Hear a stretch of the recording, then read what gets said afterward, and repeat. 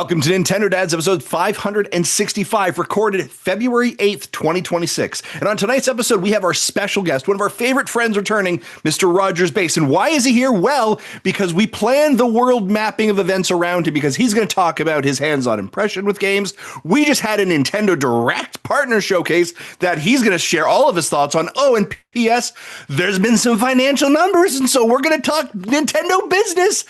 And all of your questions. It's a jam-packed show. Tune in, sit down, grab your popcorn. It's going to be a good one. Cue the music.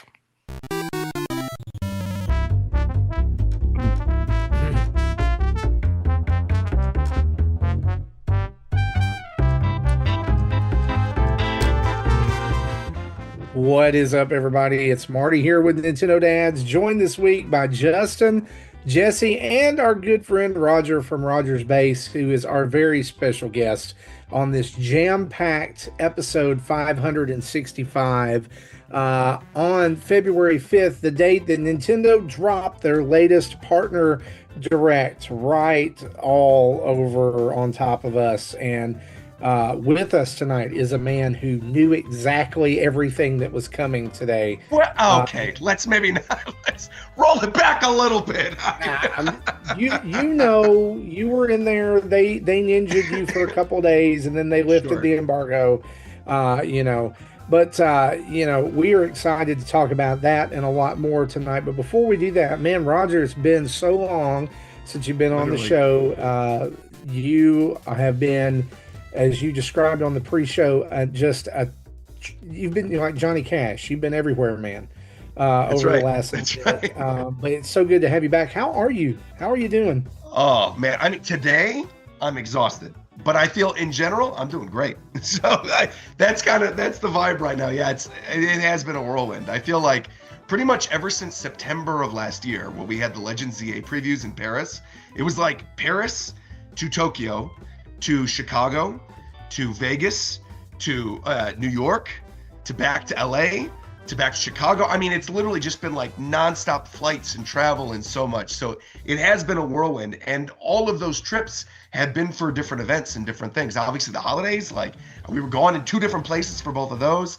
So it's been a whirlwind, but it's been awesome, and I'm happy to be here. And you guys are literally my last stop for, I think, a good while. I don't think there's any other thing I'm guesting on for the next couple of weeks.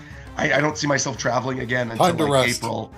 So now is like the beginning of relaxation. I was joking before the show started. I'm literally laying in bed for this one. So like, if I start to drift off, don't worry. If they start talking too much about Bayonetta or something, I'll just like lean back. Boom. Right. Jesse plays any of his arcade games. Boom. Get out of here. I think that Neo Geo, I'm done. As we introduce you and welcome you on the show, congratulations are in order. You are now engaged. Yeah. I am indeed. Yep, officially, yes. As of the Japan trip. That was in November, exactly. That trip was amazing. So, fellow long time ago, VG Tribune podcast, Japan Time, that I'm a part of, right? Japan Time and Nintendo Dads both had their start on VG Tribune. Japan Time just celebrated our 10th anniversary. That's incredible. We did a group trip to Japan to celebrate, and then Reagan came for the second half of the trip, and that's where I proposed. Yeah, so awesome. It worked out lovely. And I got to say, while we're on the topic of anniversaries, I know we talked about this for the 500th episode, but we're at 565. The fact that you guys are still going 565 episodes later, and it's still bringing me those comfy vibes that I enjoyed back in like episode 1, 2, and 3. I hear that music, and I can't help but jam. I love that little clip of Nintendo Dads. I'll walk around my house and say it. I love it. So you guys keep up the I think he was 4 when he recorded you're too that. kind. He's 16 Literally now. 4 years old. That's what I'm saying. Yeah, that's Wow. crazy, right? For so long. It's insane. Yeah. And Roger's become my Sherpa a little bit as I prepare for my Japan trip heading out on Thursday. And so Roger's giving me some great advice. Give yourself some credit, though. I feel like your schedule was already pretty good. I feel like most of the stuff that you had planned out, I was like, I don't know how you're going to fit it in. Realistically, I'm like, take your time, do one thing, Yeah, I'm also going to give full Come on, credit as any good husband does. That was not me. That was course. my wife. Of That was course. 100% my Yeah, wife. yeah, of I course. copied and Yeah. pasted that, and I was like, Roger, what do you think of this great itinerary? Right. Yeah, it's good. It's I'm good. like, man, it's a beautiful. Yeah. Yeah. Yeah. Well, guys, we have an absolutely chock full show Oh, tonight, and with the direct with Nintendo's numbers and all kinds of other stuff as well. And so, why don't we just jump straight into it tonight? Let's do it. let's do it.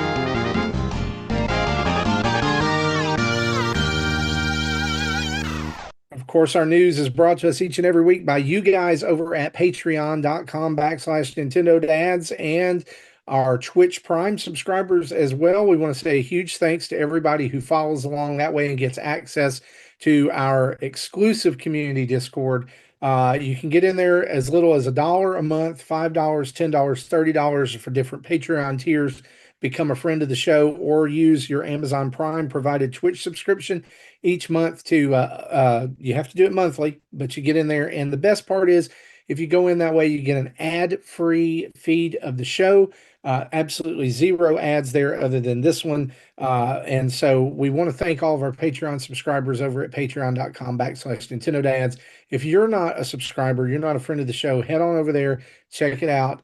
You can go in for a month or you can go in for a year. And if you do that, we give you a year free and so, or I'm sorry, a month free. We don't give you. Yeah, I was like, we're not giving you a year free. Back Yeah, we that don't up. give you a year Year free. free would be very good deal. Man. Yeah, I'm I've like, got- we've would got be. incredible.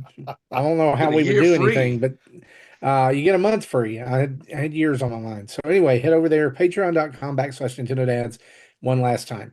Hey, let's get into the news. Let's Please. hit an update very quickly from last week's show about the ongoing saga of Dispatch on the Nintendo Switch and Switch 2.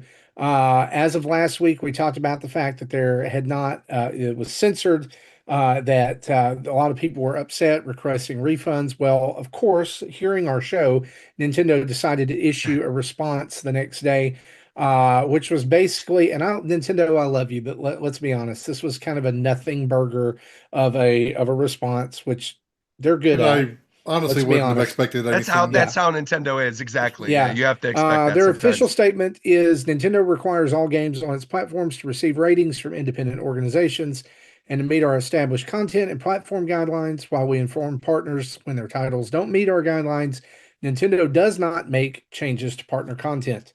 We also do not discuss specific content or the criteria used in making those determinations.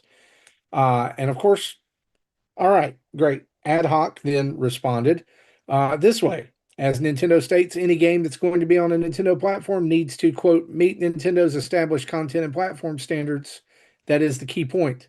Nintendo has content guidelines. Our game didn't meet those guidelines, so we made changes that would allow us to release on their platform.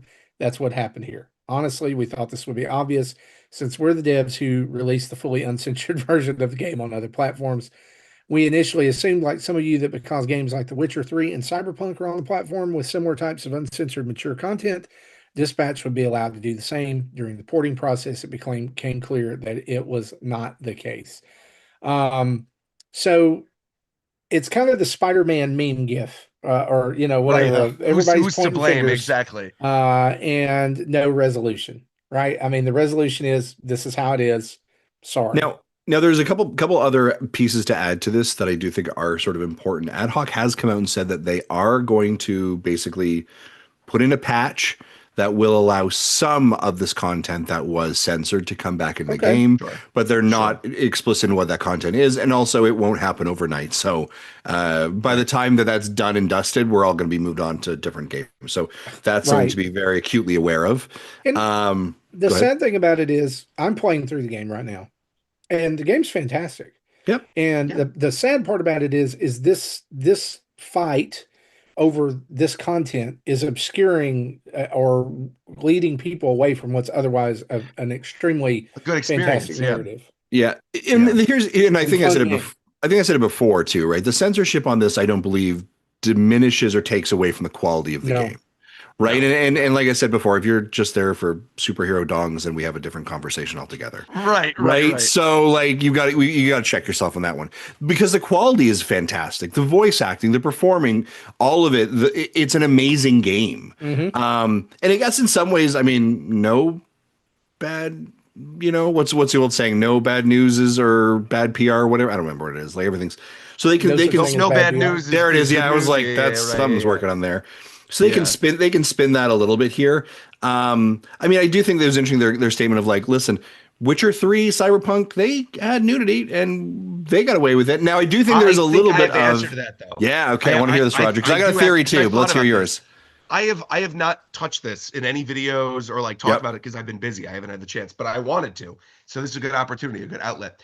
I truly think what the difference is, I think there's two things at play. One, Cyberpunk was a key launch title. It was a key launch title, physical, and was meant to show like how well that game runs on a Switch 2. I think they wanted that to be as complete of an experience as possible. Additionally, in Cyberpunk and in Witcher, both of those examples that are brought up, the human anatomy that is shown, right? The nudity, which I think is the key thing that actually got dispatch flagged, right? I think in that situation, those games, the nudity was realistic nudity. And it was not in the sense of realistic nudity in the middle of a sexual scene. It was Mm. just nudity. It was like create a character, naked character, or there's a cutscene and there's a character. It wasn't in the actual act, right? And Dispatch is straight up cartoon dicks all over the place. So I think that's like, I think that they wanted to avoid, right? Because it's again, it's cartoon, it's Nintendo. People assume a certain thing from this. I think they would assume because of the way the game looks that a different audience would then pick up the game, not knowing what the content is, similar like a South Park or whatever, right? Pick it up, and then the first thing they see is, oh, what's that in my face?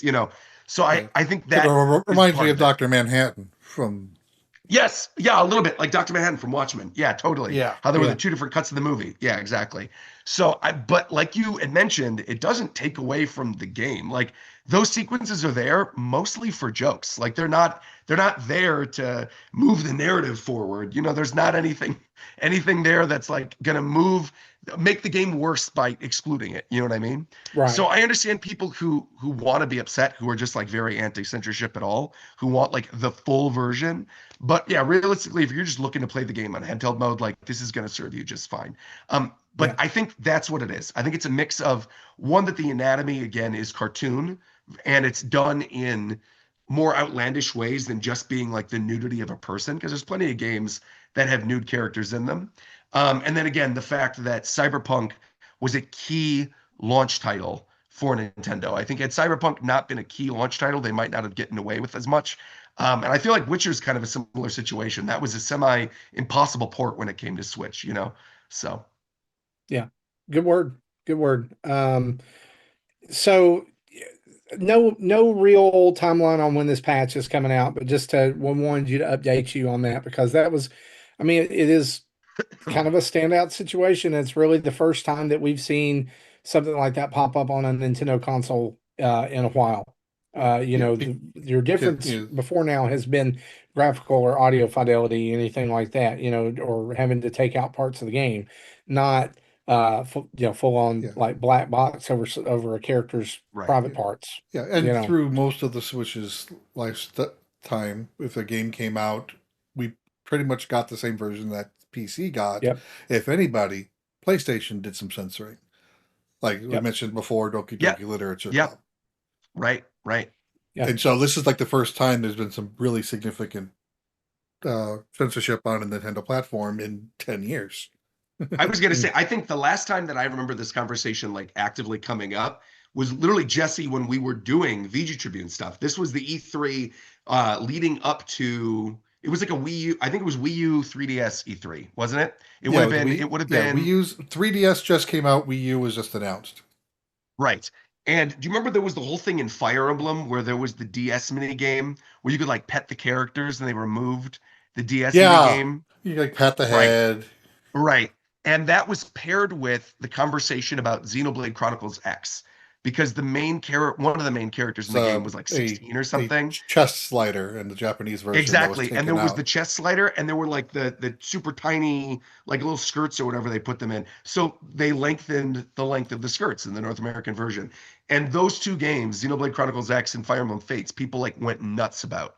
And like you said, it hasn't really come up since. And a good thing I also want to bring up that I've seen people talking about, and that whenever I bring up like that, I think it was because it was cartoonish nudity versus like artistic human anatomy nudity, is people are like, but there's all those hentai games that are on the eShop, right? Like, I know you know this, Jesse, is Pixel Puzzle Mistress Master or whatever, the game you were talking about earlier, you know. But those games that are on the eShop, for anyone who's like done any research, those are not actual hentai games. Those are all we talked about that last like, week. Most of them are rated T. None of them. Yeah, they're T-rated with like just lewd anime portraits, but none of them are like naked. So you're not getting anything in there that's like outright cartoon nudity, because that would be banned off the eShop. It would be rated not only off the eShop, it'd be rated adults only. It wouldn't be available in the stores. Sarah wouldn't have rated it at all. No. Yeah. Well, that we'll put that to bed for a while. Let's move on to bigger news. Today's was Nintendo's Direct, partner Direct, actually. And they showed off over 20 games.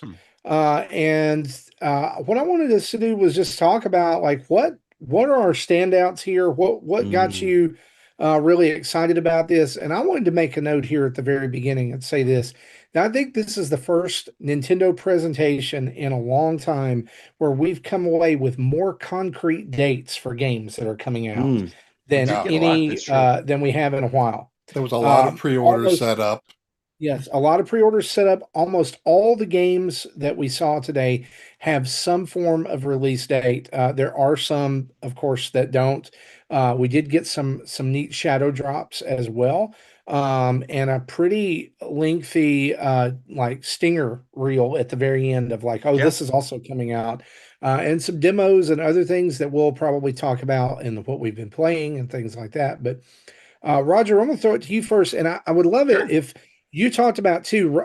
For those of you who are listening, Roger was part of a group of content creators who got an exclusive look at some new and upcoming titles to Nintendo Switch, including Resident Evil Requiem that was shown off in this Direct, Pragmata, and some others, and also Mario Tennis Fever, which I know you can talk about now as well. And so if you would just kind of weave that in as you talk about this Direct and everything, I think that would be great. So let's kick it off with you. What are your thoughts on this partner showcase today? I think there were good things in this, right? I think, like you said, there were a lot of solid dates. I think they made a grave mistake making Bethesda the final reveal. I think that was like, especially I could read the room at like 5:45, 6 a.m. when you had big announcements in the middle portion of this. Digimon, right? Digimon is a game that people have been talking about coming to the Switch platform. People were complaining when ZA came out, right? Digimon had came out at the same time as ZA, and people were like, oh, go play the better RPG, go play Digimon. Well, now you can play Digimon on Switch too. That was a huge deal. I think another one, Final Fantasy VII Rebirth, right? We just came hot off the heels of the announcement that, first off, the release of Remake. That game runs fantastic on Switch 2. Remake came out, sold out physically in stores, and Square was like, we got to make the announcement that Rebirth is coming. And I think all of us assumed it was going to be coming in the next 12 months. Coming in the next 6 months, coming in the next 4 months is absurd. And so I think that was really huge, but also kind of solidified for me that I think we are actually going to get the rumored multi-platform release launch day for Part 3, which is going to be absolutely jaw-dropping and amazing. If you would have told somebody back in the PS4 era, right, when this was like the reason to buy a PS4 was Final Fantasy VII Remake, that, actually you can buy the final part on Switch 2, that's jaw-dropping. That's like, you're going to say, what's a Switch? Right. You'd be like, what do you mean, what's a Switch? Exactly. I want to ask, because I kind of a bit of a question there. When I was looking at the dates, Roger, something that really shocked me about that, because I do think, that coming out in June, awesome.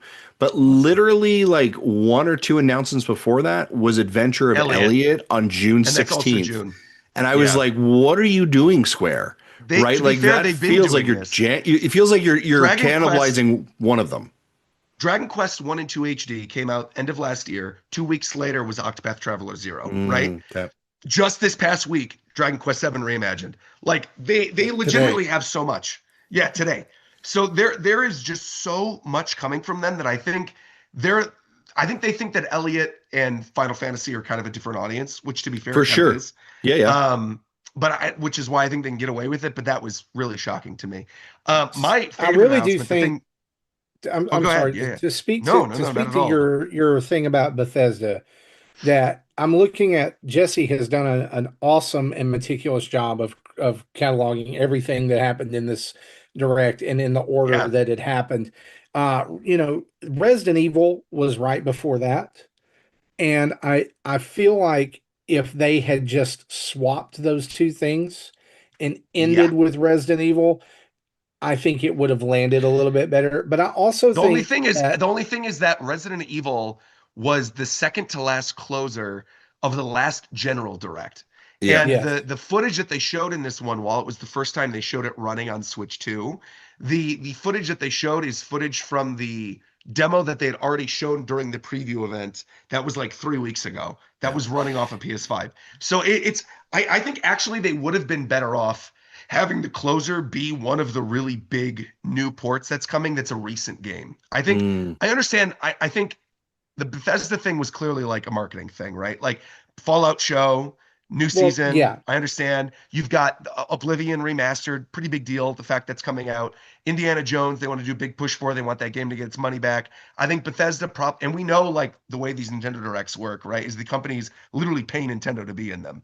So I think it was something along the lines of Bethesda's like, we'll give you 3 bangers and you find a place to put us in this And I direct, and also we'll give you a think lot of that money. the other point that I was going to Yeah. make alongside that is that this was the punch that I felt like they wanted this to have was look Yeah. at Xbox finally supporting Nintendo Switch 2.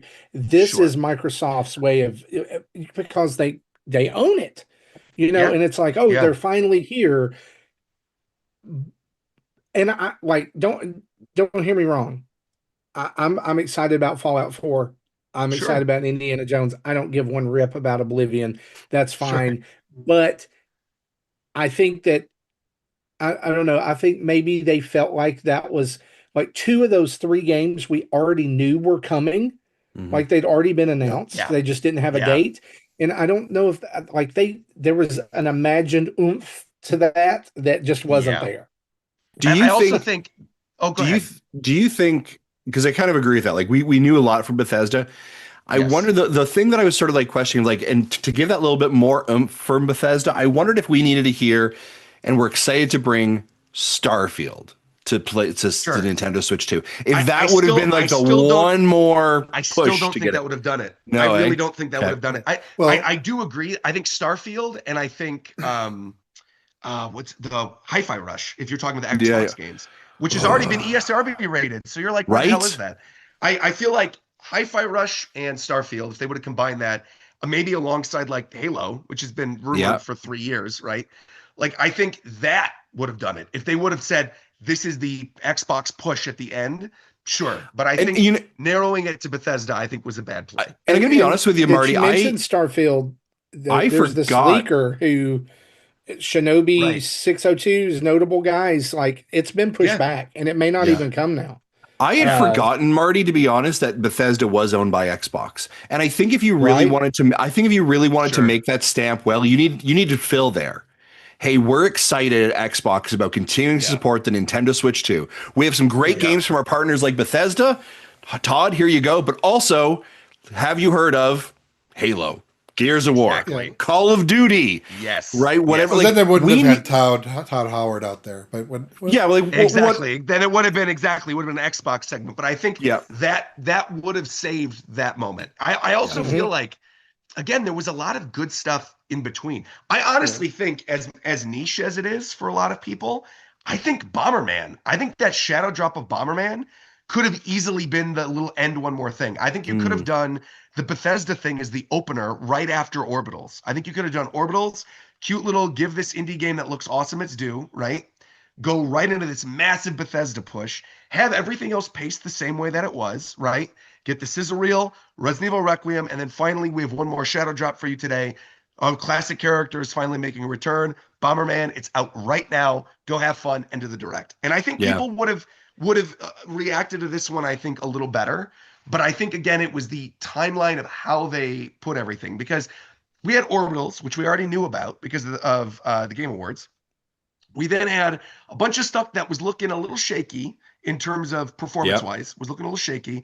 And then out of nowhere, like 10 minutes into this, it's just one thing after another It kicks Pragmata and Final Fantasy.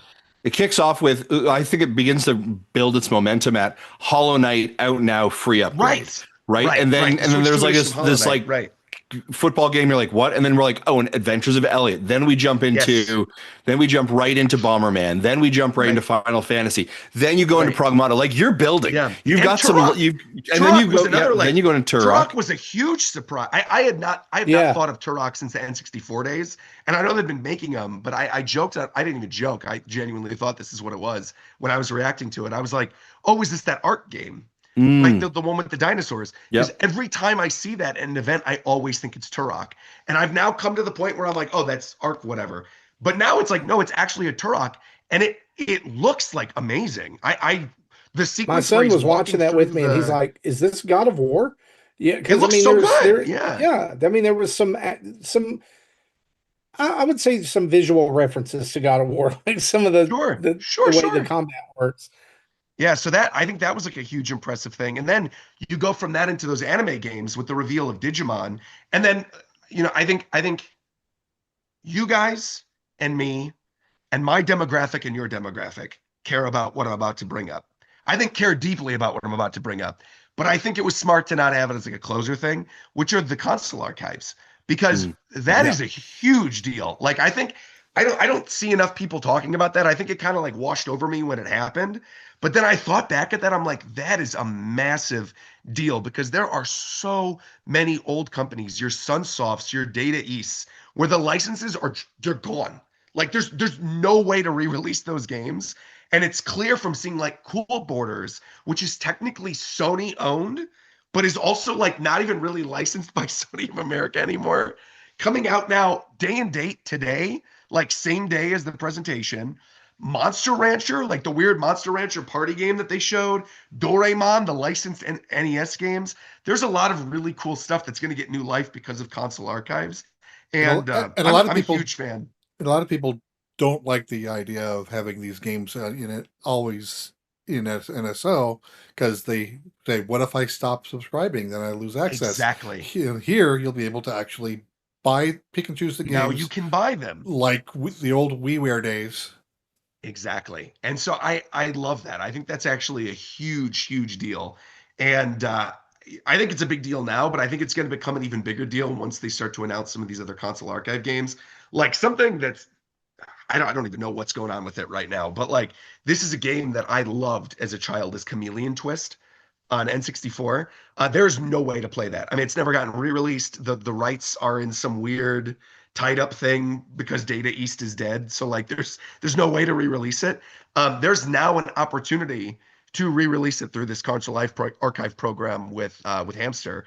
And for anybody that's played any of the arcade archive games, they do an immaculate job. I mean, having the save states, the rewind features, the restore points, the online leaderboards. Like I love Aero Fighters too. Even if you have to push a button to insert a coin, right, Marty? Yeah, right. Exactly. Yeah. You got to push the button, exactly. But like, again, I'm an old MAME guy. Was just second nature to me. Yeah, you just press it. But even the other thing that people aren't really talking about is the fact that like there are some of these games that are Nintendo games that have been lost to time, like old Nintendo licensed games that could come back through this, like old Nintendo published games. Because with arcade archives, we got Sky Skipper, which had never gotten a release before, right? Only one working arcade cabinet up in Washington, which was Miyamoto's first game, pre-Donkey Kong. Sky Skipper's available on Arcade Archives on Switch. The original arcade Donkey Kong, the original arcade Punch-Out. Like there's first-party Nintendo titles that are on this. Yeah. And so I think we're looking at a situation where if something doesn't make sense to put on I'm still holding out for Popeye. Popeye, this is the place. They could really do it like that. So Yeah, I think this is a great, great, great thing, and I think is one of the best things that they announced during this entire Love presentation. it. Yeah. Love it. Jesse, Justin, what about you guys? What jumped out to you? I What would, yeah, I would say like usually when I walk away from a direct, I do a lot of like, oh, cool, I'm adding that, I'm adding that, I'm watching that. I didn't really have a lot of those moments, but what it did provide me was now I have a date for that. Awesome. Yeah. Right. And once I started getting those dates, my calendar starts filling up. I'm like, oh, cool. I've got Fallout at the end of this month. Right. Oh, P.S. And by the way, a game that wasn't announced during the Nintendo Direct, but was like a PR beat right afterwards. Planet of Lana 2 is coming out on the Nintendo Switch 2 March Right. 5th. That was like right afterwards. I was like, cool, that's there. Now I've got a date for Pragmata, which looks incredible and the demo I want to play right away. Cool, that's April. Now we're talking Indiana Jones. That's May. Final Fantasy, that's June. Adventures of Elliot, that's June.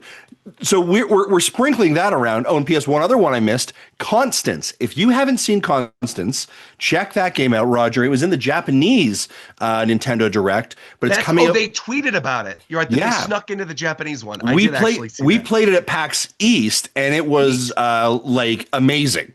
So, and that's beginning of May. So you sprinkle in all these games. Orbitals definitely caught my interest for sure. Awesome. I want to know if I have to have someone to play with, because I'm struggling to find people to play these games with. My family doesn't want to play Split Fiction with me, and I'm like, come on, this looks great. I think this game in particular will be, I think, easier as a family game. Yeah. Just from the nature of it, again, being pushed so hard on a Nintendo platform, I think they're going out of their way to make it like a good family experience. Yeah. Also, it has game share, right? Only one person has to own it. So even though it's a small indie game on the eShop, only one of you has to buy it, right? Yeah. So I think it'll be a little easier. I mean, worst case scenario, it's not like you guys don't record a podcast with each other every single week. Right, 100%. Maybe there's an opportunity of just like, for the show one week, you just play the game. Yeah. Yeah, that's a great point. So yeah, like for me, there was nothing that was like blew the top off me. I knew pretty much everything that came in, but I was happy to get dates. And I was like, cool. I'm like, there's not a lack of games for me to be playing for the next 6 months. Yeah. And I want to use that as a quick other aside while we're talking about all this stuff, because I don't think it's really going to fit into any of the financial talk later, but I think it's important to bring up now. That's not even including the first party games, right? Yeah, I was going to say there's not first party or like indies that are like the obscurities, right? And I will say my biggest takeaway from that preview event was how good Mario Tennis Fever was. I was genuinely blown away by Mario Tennis Fever. I am not the biggest Mario sports fan. I think those games are fine. I loved the original Mario Tennis in 64. I loved the GameCube game. The GBA one was fine. I feel like diminishing returns after that. 3DS was not great. Ultra Smash, notoriously bad. Aces, I think, started strong. I then think kind of floundered. They didn't really follow up with it too well. Also, the gameplay variety in Aces, the zone attack thing just like didn't click with me. This is incredible. Not only does this have like one of the best rosters of any Mario, it's got like 38 characters. There's stuff, again, I'm not under embargo. I could talk about this now. So many of the characters on the roster have like alternate costumes and alternate skins.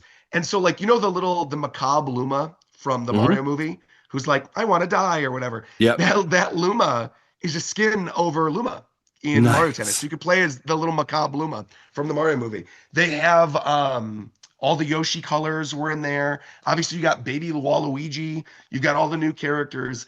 And the strategy of this game is really very in-depth because, normally with a Mario Tennis game, you choose your character, and then you have your special move, and your special move is tied for that character.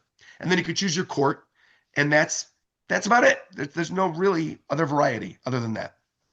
In this, you have your character that has their own set of stats. You have your racket, which has its own stats and its own ability, which you can then grant your Fever Racket ability, which you can grant to any character. So any Fever Racket can go with any character. So you're not tied to having a really good ability to play one other character. You can play as your favorite character with your favorite Fever Racket power. Additionally, there are 3 different balls that you can choose from. I saw some of the previews, I believe it was IGN, saying the ball seemed floaty in the demo. And I was like, oh, you didn't dive into the options, you little stinkers. You didn't actually play. Because if you go into the options of the game, there were 3 different balls you can choose from. Now, there's like a slow, medium, and a fast ball. in addition to your clay court, grass court, whatever, and your fever racket and your character. So there's like 4 different levels of strategy. And graphically, it is gorgeous. I don't think like the trailers have really done it justice, especially when you get into stuff like there's the jungle court, the wonder court. It is beautiful. So I think people are really going to be blown away when that launches next week. Which really surprises me when you say that, because like I've seen you and other people like hyping this game as as people are getting to play it. I really feel like Nintendo's doing a little bit of disservice to it by not offering a demo for people to be able to play in anywhere other than in a store. Right? Like you can go up to kiosks now and play or in a Mario warehouse in Washington. Yeah, Mario Tennis Fever demo or whatever. You can go to an event and play it. But this is, I really feel like after the string of mediocre to bad Mario Tennis games that we've gotten over the last little bit, this is one they really want to promote with a demo. Maybe it comes out afterwards, but I don't know. Like I'm on the fence because I do want to play it first. I think it's $70, right? Which is, I think, still a huge thing.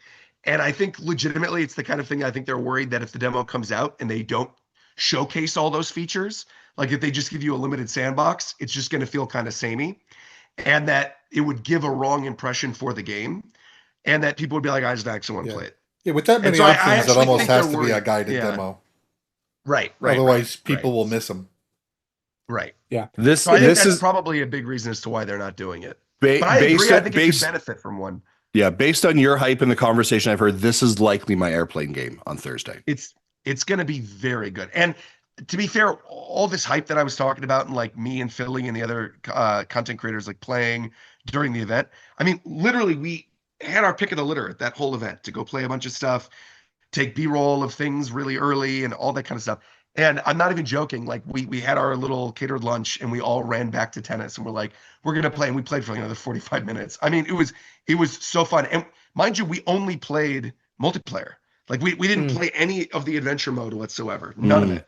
So I don't know any of that at all. We just did multiplayer. And I think another thing that's so smart that they really should have done for Aces is that, I don't know if you guys remember when Aces first came out, what the online was like, but essentially the online was strong in terms of you'd get connections, but terrible in the sense that people were either really bad or really good. And within like 2 weeks, everybody was extremely good that you would actually match up against. It was like the sweatiest of sweaty gamers, which no longer made it fun because there was no... That was me when I tried playing Splatoon for the first time on the Wii U. Right, of course. You're like, I have no chance. These people are so good. It's not fun. Yep. What they did this time, which is so smart, I'm also sorry I'm forgetting the name.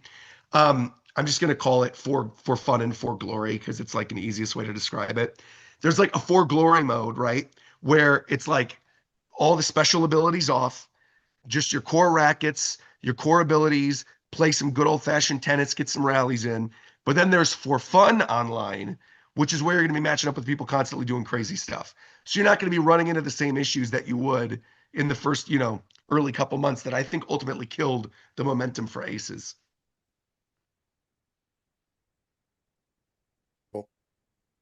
I love it. It makes me excited to play the game, like hearing people's hype for it. Like again, I had zero hype for this, and now it's on my radar the more I see about it. What I said in my preview, I literally was like, there's so much coming out this year, even in the next couple weeks, right? With Yakuza and Resident Evil and Dragon Quest, there's just a lot. Bomberman now.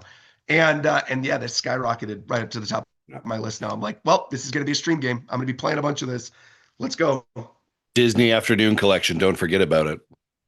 Also, okay, can I make a quick aside about that as well? Yeah. I am so excited for that. Goof Troop is a Mikami game. People don't know that. Goof Troop is literally made by the same dude that did Beautiful Joe. Like, Goof Troop is a legit, very good Capcom game. So the fact that's actually getting a re-release with all these other classics, that is legitimately on my wish list already. I'm ready to go download that immediately. Somebody on the show may or may not already be playing that game. Ooh, lucky. I'm just saying. Lucky, lucky, lucky. So Yeah, that's an yeah, awesome get, man. Jesse, let's hear from you. Yeah. So Anything in this direct? I mean, I know there was no Picross, yeah, no but Picross, no Did you play the new Persona. Namco one that came out a month ago? With all the Dragon Quest I've been playing, I've been kind of picking at it. But yeah, I bought the Namco one and I bought the I was Neo going to Geo say, I one. trust But whenever there's a pick cross, I already know I'm going to see Jesse on my friends list playing it. I Yep. scroll through your played games and I'm like, there yeah. it is. So for the majority, I didn't care for most of these games. I think Orbital is the one I'm excited for the most. I think I watched this thing like 3 times. Like I watched it, kind of it was in the background while I was getting ready for work. Then in the afternoon I watched it a second time to take the notes, and then I watched your reaction as my third run.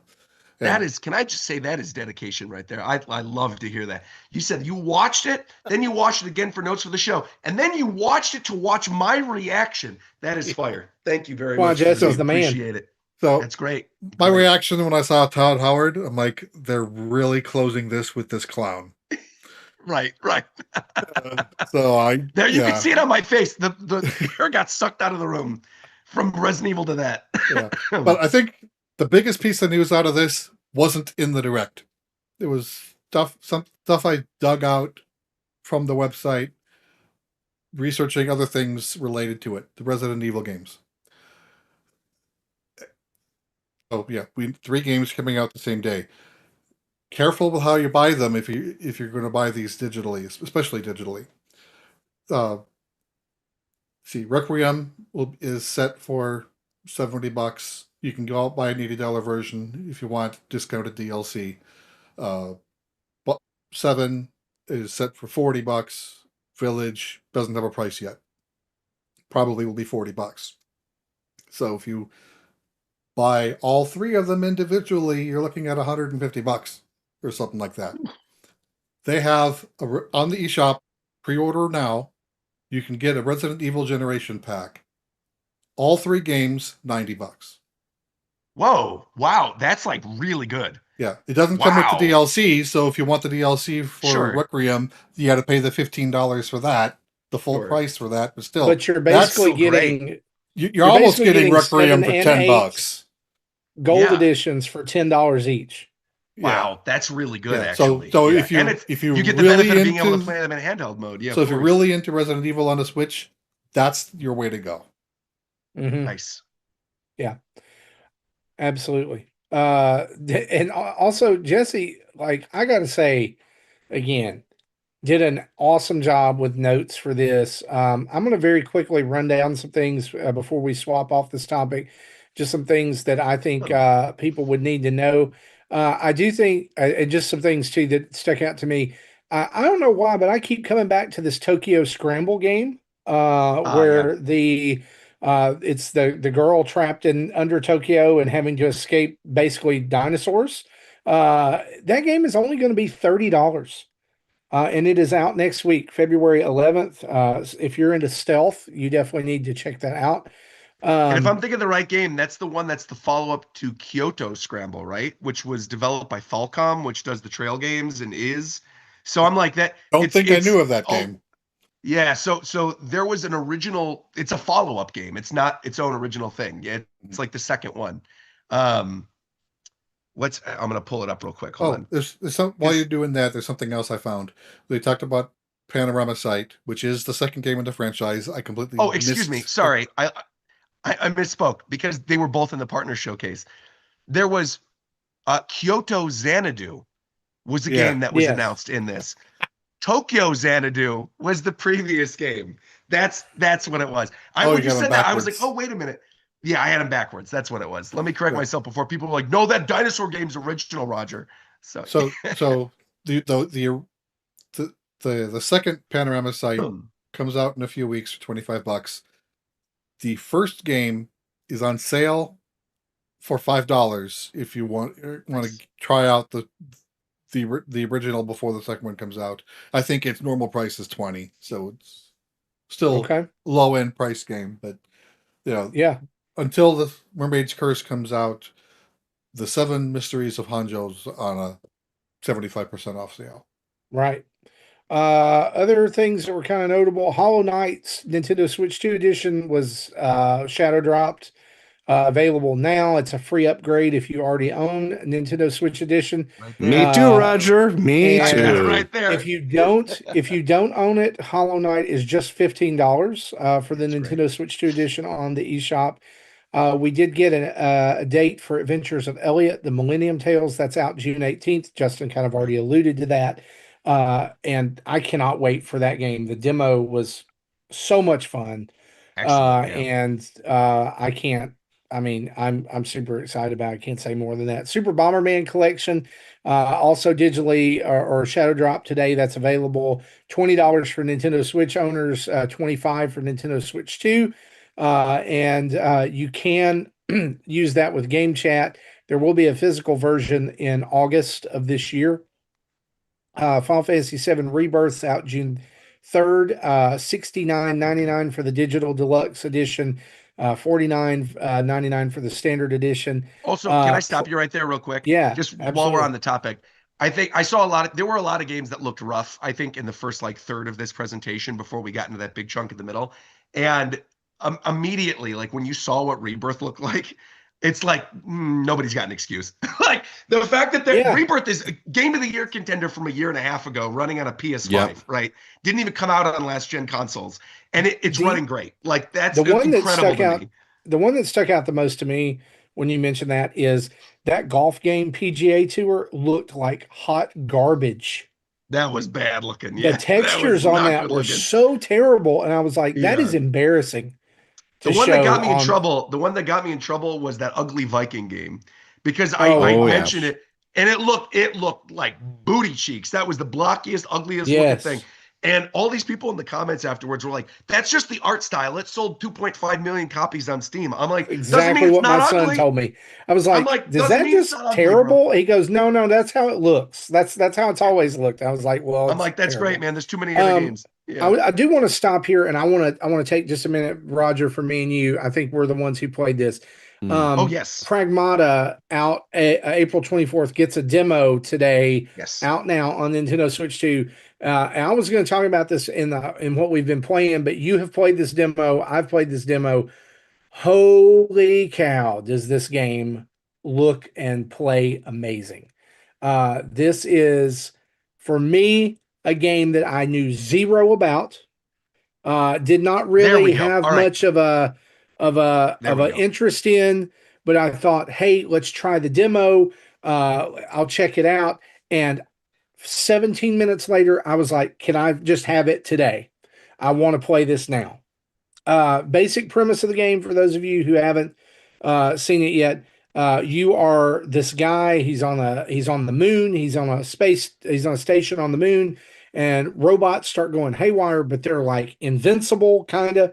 And he has this little girl, android, who like holds onto him like a backpack, who can hack the robots individually and let him cause more damage. And I don't know. Even looking at it, I was like, well, how does that work? Didn't you That's play exactly it? what my thought process was. Yeah. And it's genius. Yeah. Like having the controls on the right control stick when you're doing it, like with those quick chaining of the combos, and figuring out like how those decoder chips work. Because at first you pick them up from the robots, and I'm like, okay, what does this do? Like, does this fill in another slot on the hacking thing? But when I realized, like, no, those are actually the things that are give you bonuses when you're doing the little mini hacks to then do more damage. And as you chain the bonuses, the weird ways in which the robots like open up, where you then see these cool like blue crystals come out of the sides, and like you watch their arms split in four, and like all these other cool things they do. You have the red points that do the most damage. Yeah. And this is just like the opening level, assumedly, right? It's like very early in the game. And the boss at the end of that demo with the giant gas so much tank, fun. Did you get the rocket launch? Not the rocket launcher. It's like the charge gun. Yes, where you because at first I was like, how do I do this? I was dashing out of the way with their power to get out of the way of the attack, and then I realized if you dash, hack, and then turn around before he does that second dash at you, you can land the charger shotgun thing just right into his gas tank and take out like a sixth of his health. It was Oh so yeah, and then satisfying. having like the abilities like, oh, you did a critical attack, it stunned him, and then you go into this cinematic thing where like the dude's Yeah, like it's jumping up awesome. on him and like shooting it in And the neck and I think it's brilliant too because there's so many action games nowadays that because of the nature of action games are extremely violent. And for being a show called Nintendo Dads, right? They're not necessarily things you can play around your kids. But I think Mhm. the thing that's brilliant about this, and for people who are more like blood averse, there's nothing like that in this. You're getting these really visceral, tactile, awesome shots, but you're blowing up robots. It's blue crystals flying everywhere. There's no Yeah. blood on screen. There's no so it's actually like a Well, relatively safe game to play around your and for most family. like for other people, like the hacking is not just for the enemies. Like No, there's no, things in the no. environment that Diana has to interact with to like Yes. make elevators move or do things like that, like unlock security, that kind of thing. It you have I say this a lot about demos, that you literally have nothing to lose by downloading this demo and trying it out if you're on the fence. But this is, I said it in the direct and I said it even more after playing the demo. It's day one for me. Yeah. Plug it right into my veins. Pragmata is going to be on my, I think at the end of the year will be on my list of top 10 games. I do And think it's going to Let's surprise a go, lot of Fantasy people. Metacritic. Let's and go, it Woo! Fantasy is Metacritic. also the IGN has confirmed this too. You can go look it up. So don't just take my word for it. They said Yeah. it is that both this and Requiem are running Yep. fantastically well on Nintendo Switch 2. Requiem, That I can also double confirm is running at 60 FPS, which is insane to me that is the case. But it is running Capcom at has 60 cracked the code, FPS. man. Like They did. they can sell whatever they want to. Whatever Capcom and Square Enix are on right now, they got to feed it to the whole rest of the industry. Like Yeah. Absolutely. Was they're doing an amazing I, job. and I Yeah. want to make maybe a connection there because one of the things that we are doing a little bit of a behind the scenes like predictions of like what's going to be at this partner showcase, and a lot of us are like, listen, they are chummy with Capcom right now, right? We are all Capcom friends. I'm like, surely we've got to see Monster Hunters Wild coming over, and I was really shocked, especially when we heard a leak. We had some leak code a couple Sure. weeks ago that did not actually come here because I thought again, where they're having such a strong partnership with both Capcom and Square Enix. What is going on there? I think That they're saving it for Sunbreak, for whatever the Mm. G rank game expansion that is going to be, because that there's Wilds died very quickly, right? The overall gameplay of that game, as somebody who's a huge Monster Hunter fan, I played it nonstop for like 2 weeks and then I just never picked it up again. And I know a lot of people that are like that, Mm. where normally you're playing Monster Hunter, climbing up the G rank, doing the difficult things, getting all your armor. It takes you a very long time to get up to that point. You're going to be playing for like 200 something hours. And I got everything I wanted with the armor set that I wanted in like literally 50. And I had my fill and I was good. And I think Wilds, it needs a real like boost to be able to get people back into it. And if they released it and it didn't have like cross save with PC or something, I think it'd be dead in the water anyway. So I Mm. really do think they're looking at a situation in which they're either going to do the G version cross-released multi-platform, or they're going to do what they've been doing for the past few generations, have the mainline one for other consoles and the mainline one for Nintendo. That eventually comes to the other consoles, right? You had Right. World for PS4, then you had Rise on Switch, and then eventually Rise got ported. I think we're going to look at a similar situation in which they're going to let stories have its moment to shine early this year. I think next year we get whatever the equivalent of Rise is going to be, like the Nintendo exclusive, basically Monster Hunter, and that's going to be their thing for the next year until the G version of that becomes multi-platform. See, I was just thinking they're saving Wild's announcement for the Nintendo first party direct or the big direct that's See, happening I next week. that is what I was thinking about, the two things that I think we're going to close this, because there were two big things that I was like really shocked were not here. One is Expedition 33. Yeah. That is like the worst kept secret in the industry, that game is not only being worked on, but like it's being made a huge priority, that like that is going to happen. So I think it's shocking to me that we didn't even see a tease of that here at all, right? I think it's more in line with what you're saying. I think they want to save that for a big general direct. The other one, which was shocking considering it got delayed and we still didn't have a release date for it, and then they teased it at the Game Awards with no new gameplay, still didn't talk about it, is Elden Ring and the Dustbloods, right? Oh yeah. You have Elden Ring Target Edition, still no release date. I really thought that would be after Resident Evil, we'd go, here's Elden Ring Tarnished Edition. Oh, and by the way, here's the first new look at gameplay footage of the Dustbloods. More Yeah. information later this year. And I think those three, Dustbloods, what's it called? Dustbloods, Elden Ring, and Expedition, were I think the really big things missing. They're saving those for the General Direct, I think. Yeah, which I agree. I think they're General Direct reveals. Yeah, now. and I think Yeah. that's going to come this month. I really, because last time we had You a really partner think it's direct, this month? the last time we had a partner direct, they Wow. followed it up with a first party direct, like a Let me week or remind so you of later. something though.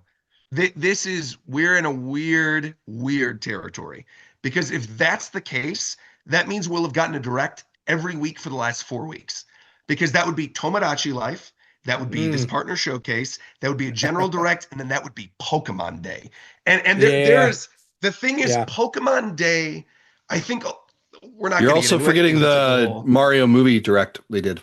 That's true. Oh, and they did the Mario movie direct. That's right. So that would be a little much, but I think people are underestimating how big Pokemon Day is going to be, because not only do we already know a lot of stuff. Pokemon Champions is probably going to shadow drop. They're probably going to do that Gen 1 drop on Game Boy NSO. We know already Coliseum and XD are coming. Those are probably on their way. We know Gen 10 is coming. Like, the whole game is leaked basically. So like, they just got to reveal it. We've got updates for TCG Pocket, for the card game, for Worlds. I mean, that Pokemon Day Direct this year, I would argue, is probably going to be as big, if not bigger, than most mainline general directs. I think people are really, really heavily underestimating how big that thing is going to be. Also taking into consideration too, Pokopia will probably be part of that, because that comes out in early March, right? March 5th. Any other potential spin-off games will be part of that, right? Any other entertainment related things for Pokemon, whether that's like a new film, which hasn't happened in a couple years, a new anime they'll probably series. show something that'll be on Netflix or something. Exactly. The live action series that's been talked about for a year. Like, there's a lot of stuff. And so I don't think Nintendo really wants to compete with themselves. I think they're going to let Pokemon have February. So we'll round out our direct talk here, just to make mention of, if you are a fan of Monster Hunter Stories, there is a demo for Monster Hunter Stories 3 out right now. The data does transfer over to the full game.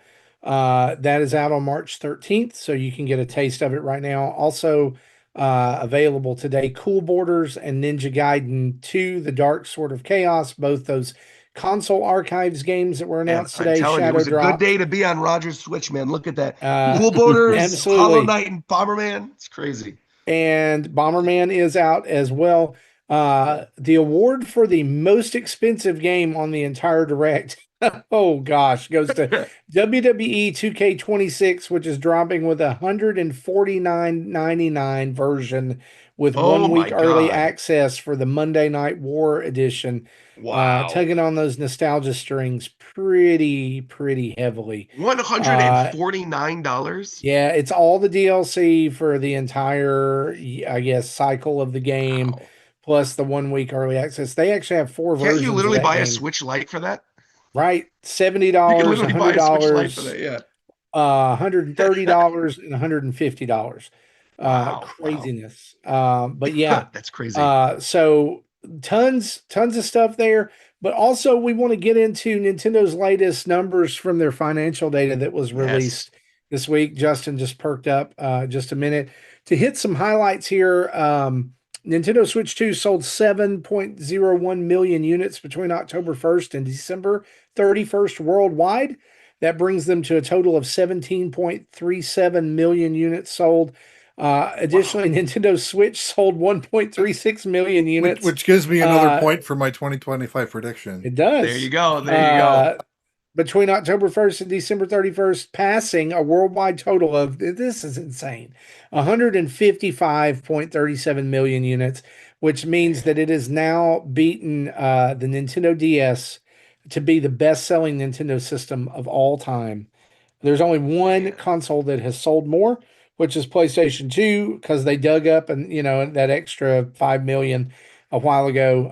4.37 million to go. I don't think it's going to do it at this point. You don't think it's going to push past Switch PS2? I think there's two. I think this is how you do it. First off, they've shown that there's games coming out until 2027. I also think Okay. people are sleeping on how big Tomodachi Life is going to be. And I think if there are bundles with Tomodachi Life with systems closer to that game's release date, that is going to move units, especially in Japan. And I also Okay. think because it still hasn't happened yet, and I know Nintendo, and I know they know that it was very petty of Sony to be like, oh, we magically discovered that 5 more million units of PS2 were sold after Switch got close. Oh yeah, yeah, we're announcing we're 160. So I think Nintendo is going to be like, all right, screw you, buddy, and they're going to do a price drop for Switch, the original Switch, like the original base original Switch. Because right now there's the OLED, you could still buy the original Switch and the Switch Lite. All three are still on the market, plus Switch 2. I think Okay. within the next year, I think they discontinue either the original Switch or do a steep price drop of the original Switch for the holiday season. You get that, that bundle that's been every holiday of Mario Kart 8 Deluxe. I think you get Mario Kart 8 Deluxe with the Switch, $150. Yeah. I'm going to challenge And you a little bit that's on that, Roger. yeah, I'm going to challenge you a little because I don't think you're wrong, right? In all of it. But I think yeah. like them to lower the price, I think is counter the fact they just raised the price, right? They did raise the raised price. but it's for Switch 2 though. And the difference is like with the OLED as well, I believe they did recently raise the price for the OLED. But the Switch, I thought they raised the base price, the offering, the I, initial base price of the Switch, because to Yeah, I get it think more in line to I the Switch too. oh, I thought that was the OLED. I thought that was the whole thing. I No, thought that both was models got both models. So Oh, they raised the interesting. floor. So here's what happened, right? yeah, it went They from raised the 350 floor of all the OG Switches to closer to the Switch 2. So that when you walked in and said, "Oh, I want to buy a Switch," you could say the price differential between the base and the Switch 2 was low enough that you Oh, could pull the trigger, Yeah, it which was is one of the so reasons why the Switch 2 drive right now for sales is actually higher than what was paced because of the yeah. fact that the differential is so much so small. lower. The Right. Yeah. Lite is Wait, now so 230. The okay. standard is now 340, and the OLED is now 399.99. I think holiday season they dropped the light 150. Yeah, that If could that's be. the case. I think But they I drop don't it to 150. Or I and they do don't like a Tomodachi bundle or Yeah, something. I Yeah. don't disagree with the Tamagotchi bundle for sure, right? I think that's going to be a driver, but I think it has to be, you have to either reduce prices, you have to create bundles, or you have to Have produce to. you have to create potential savings, right? And I think, and the other one is, the other one that would really do it, of course, is here's a Tamagotchi specific scheme, right? Yeah. Like an actual like Joy Cons and all the whole base model, very similar to the one they Right, did for right. Animal Crossing. That will push the collectors to go purchase those things for sure. Sure. Yeah. And if they do end up doing that, I see a situation then where by because what it went up by like 1.2 million this last Yep. quarter, right? Yep. You do that for the next 5 quarters, right? You're then beating the PS2. So Yeah. and we already know that there's games coming out till mid 2027 on this thing. So it's Mm. like, why would they not keep pushing? Like Mhm. there's literally no reason, especially when so many of the games, even today, were on both. Yeah. Like what's the point?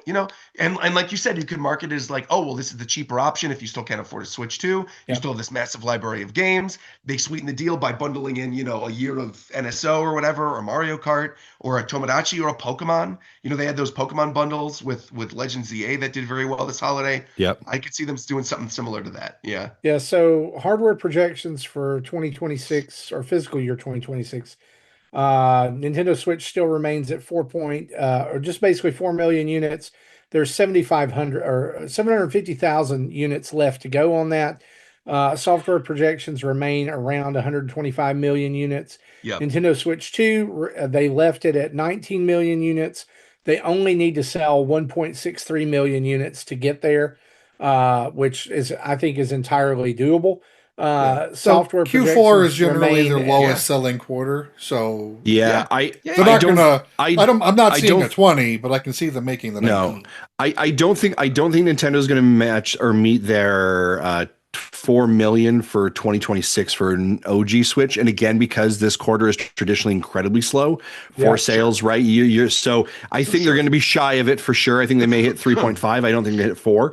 Nintendo's going to have no issue end up hitting their 19 million on the Switch 2. I think you're No, probably yeah, going to yeah. see that. You're probably going to see that probably around 20, maybe 20.5. I don't think you're bold enough to put a 21 on that though. And that's a banger for a game. You have to remember, it's not even console's been out for 12 months. It's Yeah. only been out for 9 months by the time it hits that mark. And that's really important for people to realize when we talk about it being like the fastest selling console right now is the time frame that it is tracking. Now, again, this is first year sales, right? What are we going to see as we move into second or third year? Are we going to see it slump, or is it going to continue to kind of have that rocket? But again, as we mentioned before, the software has to drive those hardware sales. There has to be something that brings people over. You said something so important too, which is because people are talking about this. Yeah, these are just first year sales. No.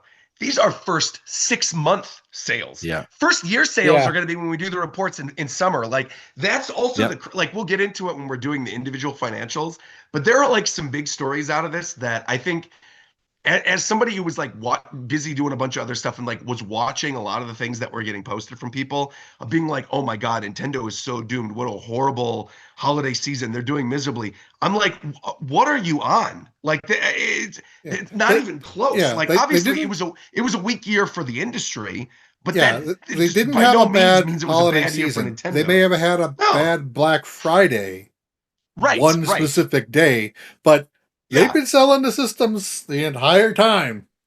Yeah, right. It's like, oh, this Black Friday wasn't as good as when they had a new Pokemon game launch on a system, a new generation. Yeah. It wasn't as good when we were all locked in the house for a pandemic for a year and we all had nothing to do to play Animal Crossing. Like people, it's just it's crazy to me. It's like, well, you got to compare it to Switch. It's like, buddy, literally everyone on the planet, your grandmother was inside playing Animal Crossing on her Switch. Yeah. It's like it's a different beast. It's not comparable. Of course, Switch 2 is not going to sell as well as Switch 1. That's not even the argument. The argument is like, will it be successful? And undoubtedly, looking at these sales numbers, it has been, Yeah. So let's talk software then. As of December 31st, Mario Kart World has already sold 14.03 million units. This past quarter, it added 4.46 million units to make that an 80.77% attach rate. Right, which is 14 times the killer app Sonic Racing Cross Worlds that was meant to kill Mario Kart World because it's not $80. I'm so glad you mentioned that. I mean, but I remember that whole like argument. I like Sonic Racing Cross Worlds, but I'm like, you guys are crazy, man. Mario Kart's literally bundled with the system. Like, what are you thinking? Of course. And that number is actually down by like 10%. It was when we did this conversation 3 months ago, it was like a 92% attach rate. Yeah. So during the holiday season, there were significantly less bundles sold. Did they have the Mario Kart bundle over the holiday season, or did they wrap it up? No, it was selling remaining stock. I wonder if that is sort of the I purchased a Nintendo Switch 2 in June and launched it, and it was incredible. I'm going to pick up another one now. Right. I wonder if that kind of diluting of that number may actually be because the fact that people are like, I've already got the game. I'll just. But still, 80% is damned impressive. 80%. And when you look at something, stuff like Game Share, where you literally don't need, like, it actually sort of changes how software is being used, right? Yeah. Yeah. And someone with a Switch 1 can still play. That's crazy. Yeah. Right. That's crazy. Donkey Kong Bonanza has sold 4.25 million. An additional 760,000 units were sold during this quarter. The big seller and this is where the conversation happens. Yeah. Wait, but before we get to this though, wait, because the Pokemon conversation is a different one. I also want to say something about Donkey Kong Bonanza. All right. Sure. Admittedly, I'm salty Nintendo. All right, it is what it is. But Donkey Kong Bonanza, absolutely incredible game. Loved that game. Astrobot, I don't think people would have cared if it was a Nintendo game. I don't think it would have gotten the same love. It is what it is. It's built up on the cameos, right? Everybody who's like, oh, the Switch has no games. Oh, the Switch isn't successful. Donkey Kong Bonanza, all right, in 5 months on the market, outsold the lifetime sales of Astrobot. Game of the Year winner Astrobot, which is the highlight premier platformer game of Sony's big platform, by 2 in 5 months. And not only that, when you look at the whole list of PlayStation 5 games, right? Donkey Kong Bonanza and especially Mario Kart World. Mario Kart World's outpaced all of them. Donkey Kong Bonanza has outsold every single game in 5 months. every single game on the PS5 except for Forza, Helldivers, Black Myth Wukong, EA Sports FC, Gran Turismo, and Spider-Man. Literally every other game. It's outsold God of Holy War. cow. It's outsold Ratchet and Clank. It's outsold Elden Ring. It's outsold Stellar Blade. It's outsold Ghost of Yotei, Battlefield 6, Final Fantasy 16. The list goes on and on and on. So all these people, again, that are like, nobody's playing Nintendo games. It's like, the internet is not real. This goes to show, like, the internet's not real, bro. Go outside, go to your local Walmart, get yourself Go touch grass. Yeah, right. Yeah. too. So I'm Yeah. glad Jesse's broken this down the way he's broken it down. All right. Pokemon Legends ZA Nintendo Switch 2 edition sold 3.89 million units. Now, what's interesting to note here is that between Nintendo Switch and Nintendo Switch 2, 12.30 million units, so 12.30 million units sold collectively Yes. between Switch and Switch 2. This game sold, it is the number 2 Nintendo Switch selling game. Yeah. Or Nintendo Switch 2 game. Crazy good. So yeah. The important thing to note here is that there is a note on one of Nintendo's pages in their presentation to investors where they explain that digital Nintendo Switch 2 sales count as Nintendo Switch sales since it's the Nintendo Switch ROM with the update pack as the bundle. Correct. So only physical Nintendo Switch 2 sales count as Nintendo Switch 2 sales. Right. So right. what we're I don't looking like at that here is, at all. I hate it. I think look, number one, it's crazy. the most It's wild when confusing you thing look at it. ever. Yeah. It's the most it confusing is. thing ever. Number two, it's the most Nintendo thing ever. Oh, right? for sure. Yeah. So if you presume about half of the people are buying digital, is probably more. But, Right. So almost 4 million physicals. That means 4 million digital. So of the 8.4 million Switch 1 sales, that really should be 4.4, and the Switch 2 should be 8.4. Correct. Passing Donkey Kong. But honestly, still, that's a pretty insane attach rate too, when you think about it. For Pokemon Legends, for a side game in the Pokemon universe. Yes. All right. Gen 10 is going to smash this when it comes out. Oh gosh. Oh, destroy it. It may pass Mario Kart World. I don't know. We'll see. To be fair, if they market it correctly, being the big anniversary game, and they do big bundles and like they did with ZA, because I think that's another big thing. ZA was bolstered by the fact that it had a bundle. With the Mario Kart bundle, after they were doing sell-through, Pokemon ZA had a bundle for the holidays. So I think that if they end up doing that for the next Gen 10, did the bundle come with a cart, or did it come with a code which would count as a Switch 1 sale? Digital code, which counted as a Switch 1 sale. Exactly. That's wrong on all I know, levels. it is wrong. It is. I know. It is wrong, though. Again, not. I want to say two things here before we move off of Switch 2 sales. Kirby Air Riders, 1.76 million, which is very respectable considering it's pretty much a passion project game for Sakurai, right? And was only charted for 4 weeks. That was it. They only charted sales for 4 weeks on this, and it already sold 1.8. Yeah, it's crazy. And I'm glad you mentioned the time frame, because the big hubbub is, where's Metroid Prime 4? Right? Metroid Prime 4 Beyond. End of the year. Yeah. End of the year. Rumors has it that Metroid Prime 4 has sold over 1 million between the two versions. Correct. Which I think makes sense. Yeah. And I think we'll see some more sales. Do I think Prime 4 is going to be the highest selling Metroid game of all time? No, I don't. Dread, I think, is going to be very hard to top. I think Dread came out at a unique time.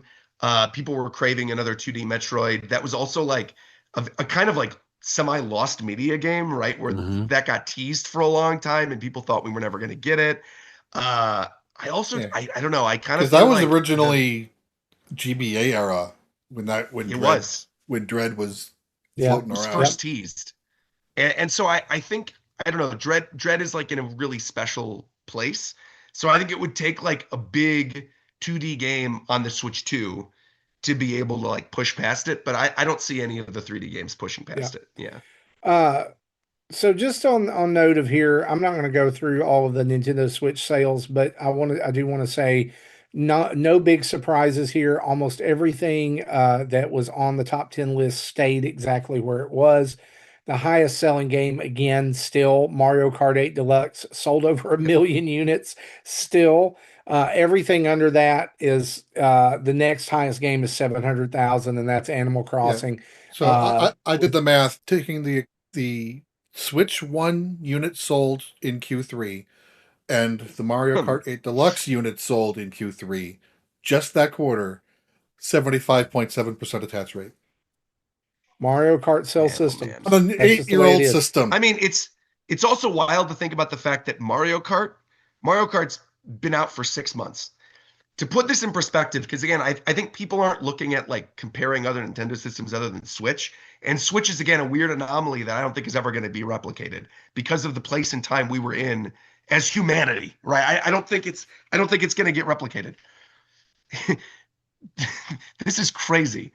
Mario Kart World, okay, has outsold every single game on the 3DS except for the Pokemons and Mario Kart. Lifetime, every game on the 3DS in That's 6 months. incredible. Yeah. Like, it's crazy. It's Uh, crazy. Yeah. yeah. Rounding this out, first party million seller games. Nintendo Switch 2 now has four of those, and I would say five if you count the early data on Metroid. And then this, to me, this is insane. 76 individual first party Nintendo titles are million sellers. Three new Three, games added to this list. yeah, Yep. 3 new games this Yep. quarter.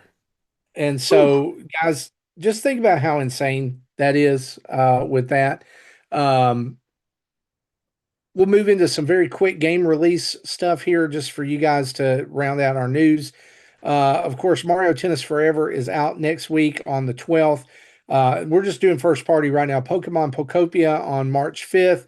Super Mario Wonder Nintendo Switch 2 edition meet up in Bella Bell Park on the 26th of March. And then some also kind of in 2026 that we know of, Yoshi and the Mysterious Book and Fire Emblem Fortune's Weave. Splatoon Raiders is still to be announced even this year or whatever. Nintendo Switch is getting Hello Mario on February 18th. Tomodachi Life on the 16th.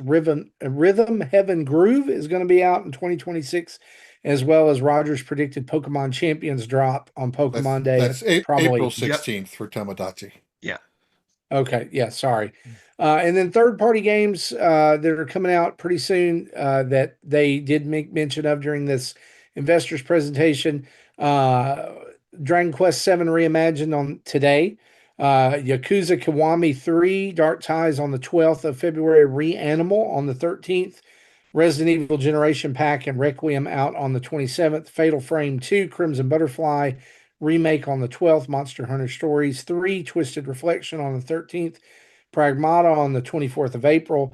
007 First Light May 27th. The Adventures of Elliot, The Millennium Tales, and Professor Layton, The New World of Steam out in 2026. Well, we do have a sometime. release date for Elliot now. Just at the time. Yep. That's true. And that's Yeah. June the 3rd. No, There June are 16th. also June 18th. in that list of stuff that you brought up with like the trademarks and other things that are coming out. This is like literally breaking news. This happened right before we started recording. Did you guys see that there is like the Nintendo support page for the Nintendo Switch 2 Wii remote? Yes, and Someone I will posted update you that. on that. I saw that. They've discovered that there's other pages on Nintendo Yeah. site that are glitching out Yeah. right now for whatever Yeah. reason. And So one of the games that got listed for a trademark renewal, which is an old Super Nintendo game that's actually on NSO already. You can play it on Switch 2 exclusively because it's got mouse controls, is Mario and Wario. You know, with the little fairy that got released last year? yep. Yeah. Weirdly enough, February 17th of this month, there's a trademark renewal for specifically Mario and Wario. And people are wondering if that might be like an eShop shadow drop because that's the rumored day of if there was going to be a general direct this month is February 17th. Because that's that weekend between the Pokemon Direct and now. Yeah. Okay. Okay. So interesting. I just thought We'll it'd add a be little good fuel to to bring the that up. fire. Yeah. Okay, out now. This week we had drops on Game Boy NSO app, Balloon Kid and Yoshi are out, and then today Dragon Quest VII Reimagined as going well back to as the Balloon other. Kid, so North America only has the Game Boy version. Apparently, the Japan version of Game Boy Classics has the Game Boy Color version. So if I you want saw to, that actually. so if you want to play it in color, download it on the Japanese app. Interesting. I played it for 5 minutes and realized I don't ever want to play it again at all. It's not great. To be fair, I'm I glad it's honestly thought there. that Yoshi game was already out. The puzzle game one. Me too. I literally thought it was out already. I was Maybe like, on Why is NES, Yoshi but not like- on Game Boy. Why is Yoshi's Yeah. Cookie not on any of the NSO apps?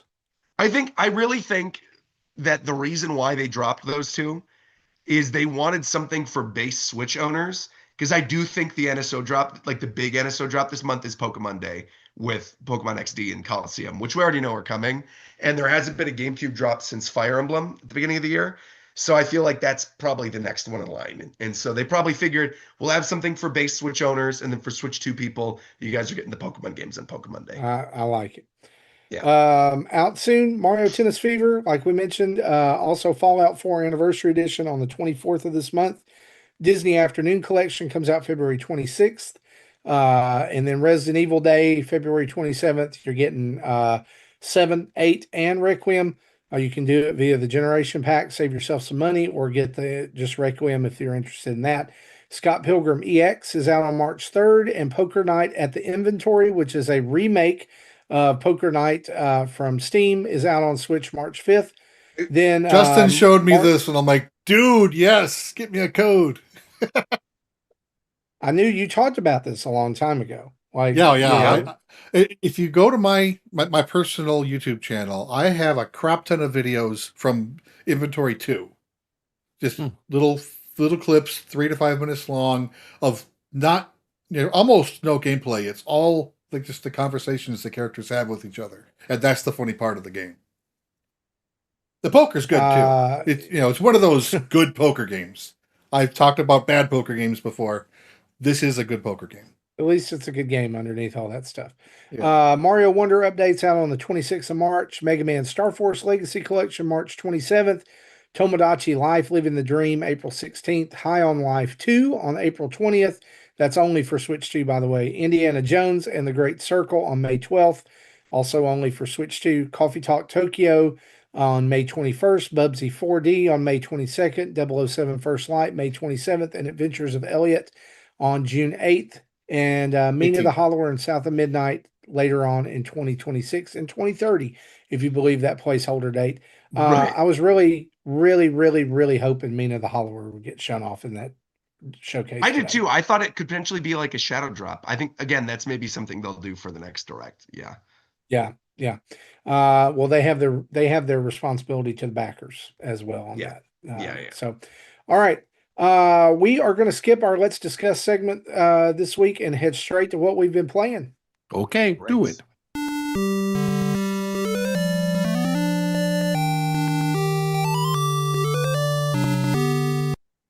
Roger, we're going to you first, man. What you been playing? I need to talk about the best Paper Mario game since the Thousand Year Door. I got a review code for this game 2 weeks ago. Didn't know if I was going to have a chance to play it. The game is called Escape from Ever After. It is $20 on the eShop, and it is a traditional Paper Mario 64, Paper Mario Thousand Year Door styled Paper Mario game. This is not like Super Paper Mario or the Origami King or Sticker Star or any of the ones that have come after. This is, you are on a very story-driven quest with very, very well-written, funny party members with intertwined stories, great side quests. I cannot recommend this game enough. This has one of the best soundtracks. It's going to be one of the best soundtracks by the end of the year in terms of something I've heard. It's an incredible jazz soundtrack. Some of these renditions that they use for the boss themes are just unreal. And without giving away too much of the story, essentially, do you know anything about it? Okay, I just I'm gonna know I'm gonna of its existence. I don't know anything just else gonna about it. paint a very basic picture. Game opens up. You're playing as this little knight, right? And it opens up. You're in a storybook. The knight's going to the castle to, of course, slay the dragon, right? Everything's hunky dory. It's in the Paper Mario art style, real cute. The knight goes to the castle, and the dragon's gone. The dragon he meant to slay is gone. And inside of the dragon's castle is an office, like a regular old corporate office building. And he's like, what? Red Riding Hood is like the assistant at the front desk. The Moon from Goodnight Moon is their boss. You're like, what is going on here? Like what? And essentially, the dragon's castle was taken over by this corporation called Ever After Inc., which is essentially I think Justin's basically perked now. recruiting. Yeah, it's recruiting storybook characters from not just like fantasy literature, but all types of literature, and bringing them into this office building world to essentially allow their stories to like live on for generations. But Flint, who's the main character you play as, is like, well, this is crazy. What did you do to the dragon? What'd you do to Tinder, the dragon I've come to slay in my story? They're like, don't worry about it. We threw her in the dungeon. We put a collar on her. She's way weaker now. You're fine. Don't worry about it. In fact, you can go down there with her, and they throw him in the dungeon. You get to the dungeon, you see Tinder, such a well-written, such a funny character, your first party member. It's like essentially this game's version of Bowser, right? She has the ability when you're on the field to breathe fire. As in most of the Paper Mario games, you've got the field abilities with the party members. All the party members in this game also have field abilities. You make your way through the dungeon, and as you're climbing your way back up to the office, you run to the three blind mice. And they're your first boss battle. And you're climbing out of the dungeon, and you're like, wait a minute, the three blind mice, they can see what's going on now. Like, why are they blind?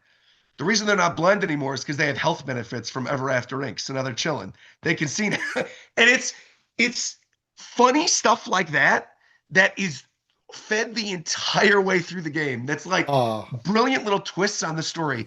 And essentially the plot of the game is that Tinder and Flint come to understand like the evil machinations behind Ever After Inc., like what they're actually trying to do here with these storybook characters, that it's not all hunky-dory. And they realize that in order to take them down from the inside, they have to climb the corporate ladder, as you do. So you have to get promoted from an intern to a manager to like, associate to like, oh, you go up the rank.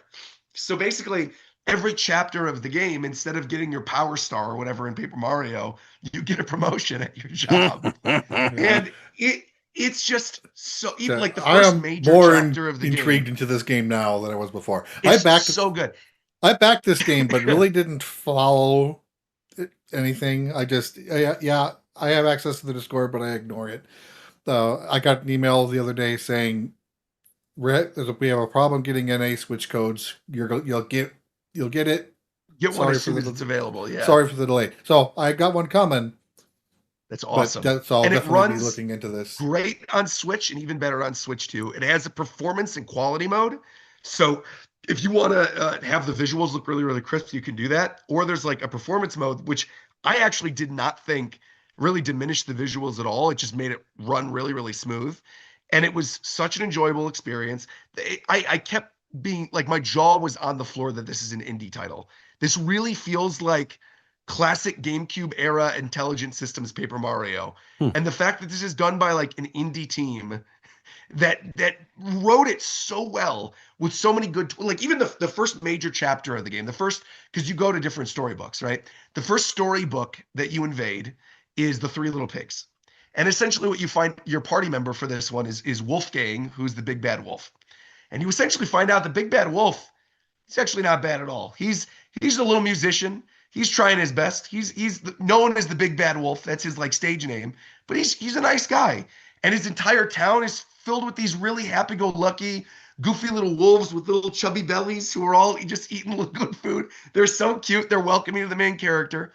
You find out the bad guys are actually those damn Three Little Pigs, because the Three Little Pigs were hired by Ever After Inc. to gentrify the houses of the wolves and build luxury condominiums over their little village so they can price them out of their buildings. And so you join the big bad wolf to then blow down these luxury apartments that the Three Little Pigs are building. And obviously, you know how the story of the Three Little Pigs goes with the straw and the brick and everything. But the way that it twists on the story and the boss battle at the end of it is just so good. And that's what I like in every storytelling, is twisting what you and normally it's think of all like things. that, where it all twists. Yeah. And Like, again, I'm not going to go beyond that because the other chapters dive into other stories and other things. But what I will say, the second chapter after that one goes in like it if you yeah. could think of like literature that they could go into storybooks for, this is not even in like the top 50 things that you would ever think they would do for this game. And they combine a very classical piece of American fantasy literature that is not a storybook by any means with Sherlock Holmes. And they combine these two stories into the second chapter, and it's crazy. To go from the three little pigs at the end of chapter one to what you end up fighting at the end of chapter two, it's just like, it's amazing. The game throws I so want to many twists know. and turns at you. I want to know why every time you come on this show, I end up buying a game on the eShop while you're And the talking. nice thing, it's $20 on the eShop, I think for the next week. It's only $25 regularly, but it's on sale for launch week for 20 bucks. I'm telling you, it is so Yeah. good. I think in the era of RPGs, right, that we all pick up and buy for our backlogs and we go, I'm not going to have any time to play this. Like, what? There's no way I'm going to be able to play. It's very doable. It is a 15-hour base game story game. If you want to go for 100%, if you're doing the side missions, if you're doing extra stuff, you can probably get like 30 hours out of it. But it is 20 bucks and you're going to have the most enjoyable 15-hour RPG experience. It is so good. I cannot recommend it enough. I am dying for more people to find out about this. I have a fun fact also as well. This game, they sent out review codes to like review people, not Kickstarter backers, but like review people last week. And I got the code right before I took the flight to go to New York. When I was in New York and I was talking to a lot of the staff that was in New York, and they were like, hey, Roger, by the way, what have you been playing on Switch? And I've been telling them about this game. And I explained the concept to the people that were at the event. These are Nintendo workers, mind you. They literally were like, oh, I see why you're an influencer for a job because you influenced me to buy this game. I didn't even realize this was on the eShop. What I thought was crazy, right, was that I said that was 1:30 Eastern time when we got out of that preview, 1:30 Eastern time. At 4 p.m. Pacific, same day, they dropped the launch game, the launch trailer for this on the official Nintendo website. How cool is that? So Wow. there's clearly someone listening that's like, who's at that demo event. It's Yeah. like Escape from After Ever. Yeah. Roger knows what's up. Let's put it on the So Nintendo I YouTube and on the website. I got a quick aside but So cool. related. Roger, have you heard Yeah. of Sentenced to be a Hero? I have actually heard of that. I have heard of that. I haven't had a chance to check it out, but I have heard of it. I've Yeah, heard it's very it's an good. anime that twists what you know about heroes Yes. and fairies and whatnot. People have So asked for me to actually do reactions to it, and I just haven't had an opportunity to yeah, do it. But it is on my like it can watch be a list of little things to check gory. out. So for the younger people, maybe not. Yeah, But if you're okay with that, this is so check it far out. my anime of the year. And I will Early, also clarify, because you mentioned gory. This is not gory at all. This is very much a family-friendly game. This is a right? Paper Mario game at the end of the. I mean, you could play this with your kids. The writing is so funny and so smart. It feels like your classic Paper Mario writing. The puns are on point, but are never like annoying. I think the characters they choose to like Dracula, for I don't like them example, when they get is annoying. your. Oh yeah, of course. But like I'm a Dragon Quest Dracula is player. your wardrobe artist. So basically Dracula like allows you to change your clothes. So you go visit him on your lunch breaks and you can go like change your outfits.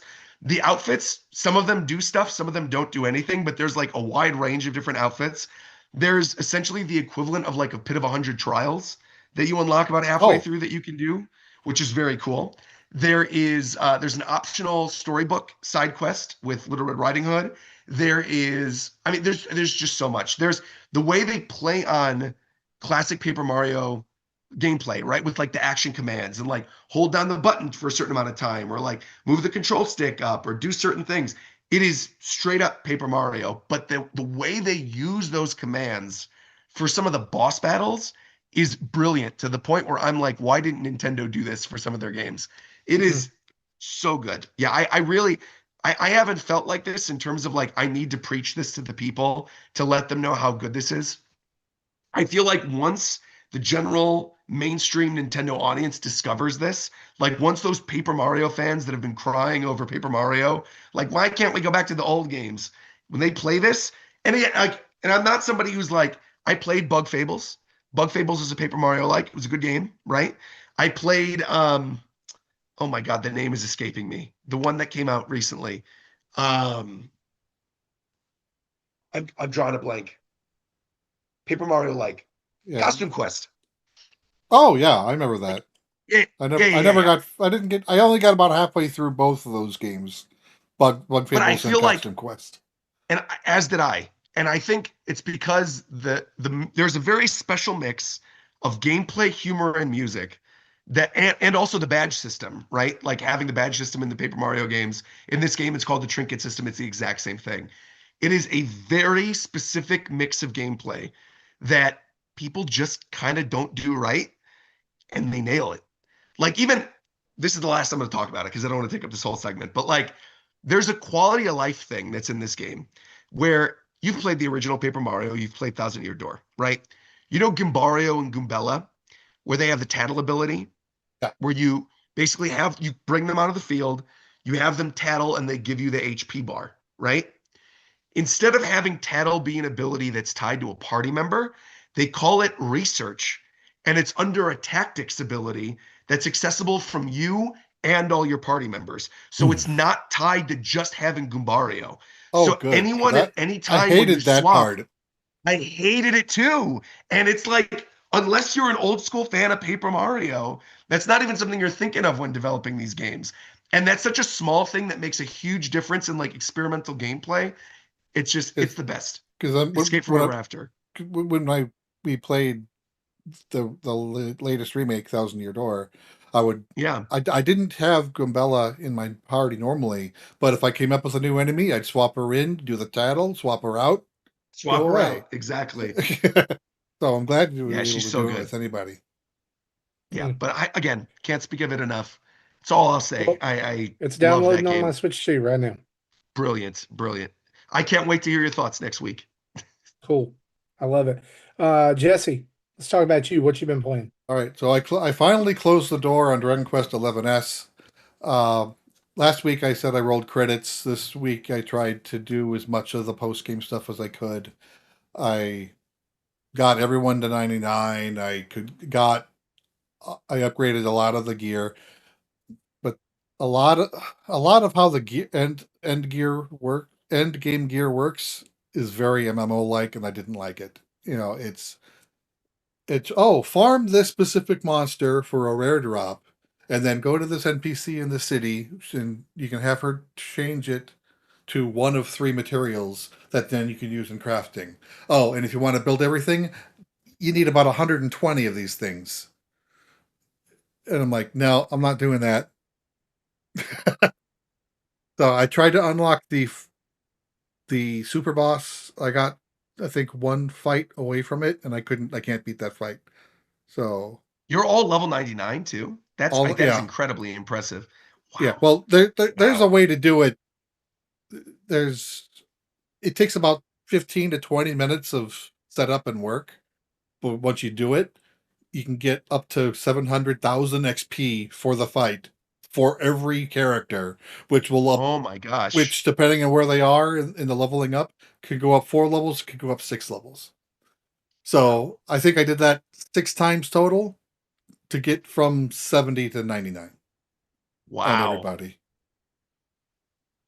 And then one of them I actually did in the 2D mode just to see if it still behaves the same. It does. It's just not as visually impressive. Did you play mostly in 2D mode or did you play mostly in No, 3D? I played it mostly in 3D. I just did the Nice. Ticketon quests. Those you have to do in 2D. Of course. But so and you have to do all 10 books of the Ticketon quests to unlock the 11th book. Finishing the 11th book unlocks the super boss. I got 3 out of the 4 steps in that process. Nice. But yeah, still so like in my playthrough of from 5 years ago, 6 years ago. Yeah, 6 years ago. I stopped playing it at I think 127 hours. This time it was more like 105. So I shaved 20 hours off of the playthrough. And I think I did a lot. Wow. I think I did more with this playthrough than I did in the previous one. Wow. So I was hoping to get 7. I ordered the collector's edition that will be delivered to my house on Saturday, according to UPS. So I'll have an unboxing video for that. Probably either that night or Sunday afternoon at some point. And then I'll start playing 7. And then I'll start playing Escape from Ever After as soon as I get that damn code. There you go. You're going to be busy with 7 for a while. That's a long game. Yeah, That's a long game. I've played through the 3DS version twice. Both times I got to the super boss, none of the times I could beat it. But yeah, I know what I'm getting myself into. I played through the game a few times. Never played the PS1 version though. Justin, what you been playing, buddy? Final Fantasy VII. Yeah, how far into it are you? 10 hours? Wow. You're beating me. Is this your first time? Yeah, yes. I played the original Final Fantasy VII back in, 1996. I mean remake though. This is your first time. Yeah, 100%. Yeah. Wow. I just got the girl with the bow in her hair, the pink bow, Sure. Aretha, whatever her name is. Yeah. And we're running through some scrapyards right now, just chilling like a villain. Yeah. I like it. Listen, I'm loving this. I think it performs amazing. The story's incredible. It's an absolute, just having a blast with it. So I can't wait I can't believe it's 3 games divided over 3 games. I can't believe too the fact that like Rebirth is June, which like I said solidifies the fact that like that multi-platform launch day for 3 is like totally happening because they committed to doing trilogy. So now we're like, no, they're wanting to make sure that game is going to sell way above what they set for Rebirth, and they don't want to repeat the same thing again. Yeah. And I got my magic cards from it as well that I had. Oh, nice. That's right. The physical. I did get the physical. Cards. Right. That's right. Very nice. Don't play Magic at all. But I mean, look at there's this one. Let's see what that. Cards are beautiful. Get any SIDS? I have no idea. No idea what that is. So yeah, but I'm loving it. It's great. Marty, what are you playing? I've been playing that too. I'm definitely not as far along as you are because I'm playing several things. But between it and Animal Crossing with this 3.0 update, I've been pretty busy. Roger, I don't know if you know, I blew my island up. I started over. And so you and I are in the same boat. I did an island. 2020 all over again. Reset. Yep. Did the exact It's been great. Same thing. I've really enjoyed it. Getting back into it, taking it slow. I mean, I just today, Mabel gave me the little kit to build their shop, and so I've got. When you said you reset, you don't mean resetting like resetting your island. You mean resetting everything, like your progress. Yeah. I went back to the very beginning. Oh my gosh! Wow. Yeah. How many hours did you have on your original island? Oh, I want to say it was around 100 or 150. I don't know if I could. I mean, it was like I had not played it in over a year, and I was like, you know what? If I'm going to do this, I want to do it from the very beginning again, just to experience it all over. Yeah. It's way different when you're playing it in a headspace of not thinking that at any time you could contract a virus that will kill you. Sure. So that's really different. But yeah, I've been enjoying it. Been enjoying Final Fantasy VII. Like Justin said, it performs incredibly good, and also performing extremely good. I've been playing Dispatch as well, and just having the best time with it. I finished the first week, I guess, the first episode today with the part in the donut shop. That was interesting. And so really loving it. It makes me laugh.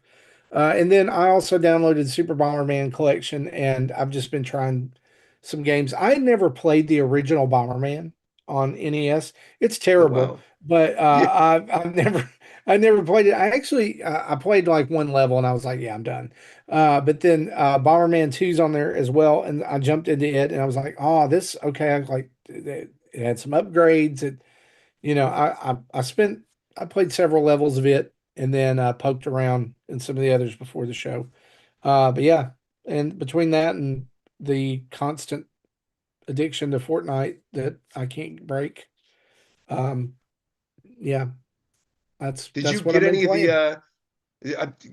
only because I am not always on the Fortnite train, but when I am, I'm hard on the Fortnite train. Did you get any of the Bleach skins when they did the Bleach Thousand Year Blood Did War not. collab? That was I'm in the middle of doing a Bleach read through for my YouTube channel because that's a manga series I always missed.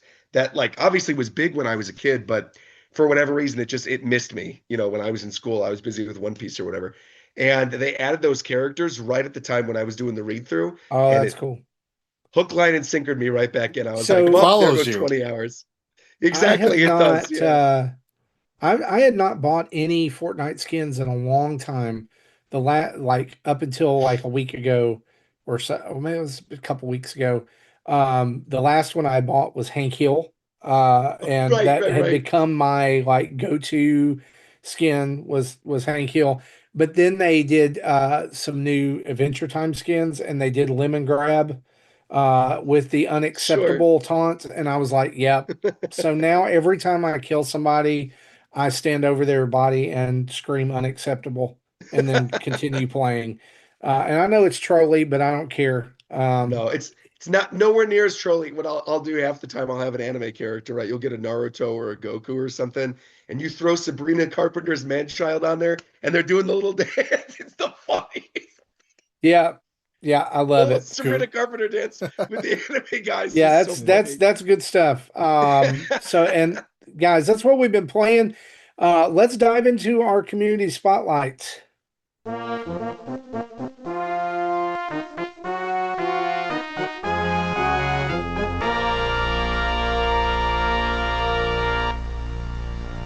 So, if you are new to the show, you may not realize that it's a huge deal for us to have Roger with us tonight. Roger has been a You're very longtime kind. friend and supporter of the show. We love having him on.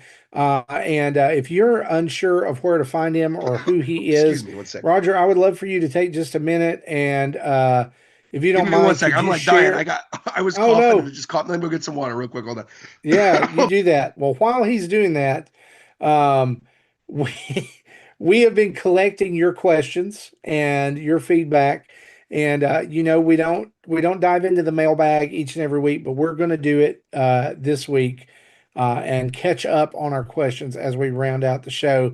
A couple of comments here as we're waiting on Roger to come back. Trevor wrote in to say, "I know Justin's hating on video game music, but I love it. It could be because I'm a 47-year-old guy that's been playing video games since I was two. I've been able to guess most of the games and they take me back. Just We're wanted to good. tell We're good. Jesse I appreciate the game." So, Jesse, you Literally do have filled up one my wine supporter. glass with water because I was Nice. choking like Just crazy. don't break that one Oh too. my goodness. No, I Yeah, won't. Yeah, right. absolutely. Think that was. I still felt so bad during that video because it was like 3 in the morning, 4 in the morning when I recorded that, and I smacked it with the racket, and I thought, "Oh my God, what am I doing?" Yeah, Yeah. I Yeah, did give Trevor a personal reply saying I thank you, appreciate the words. that's awesome. That's awesome. So, Roger, now that you're back and you're not dead from Yes, coughing, I'm not dead. I'm good. tell people where they can You find said you, that where you can immediately. interact. Yeah, there it is. Yeah, you can find me at Rogers Base on YouTube, on Twitter, on Twitch, and on Instagram. I'm Rogers Base everywhere. If you are into Nintendo or into One Piece or pretty much Japan games or Japanese games, you could find me at any of those places. What do I have cooking up? Next week, my Touch Base episode, which is like my weekly show, is which normally is like focused on a video game topic, is all about Pokemon Day predictions. Mm. So I'm doing like a Okay.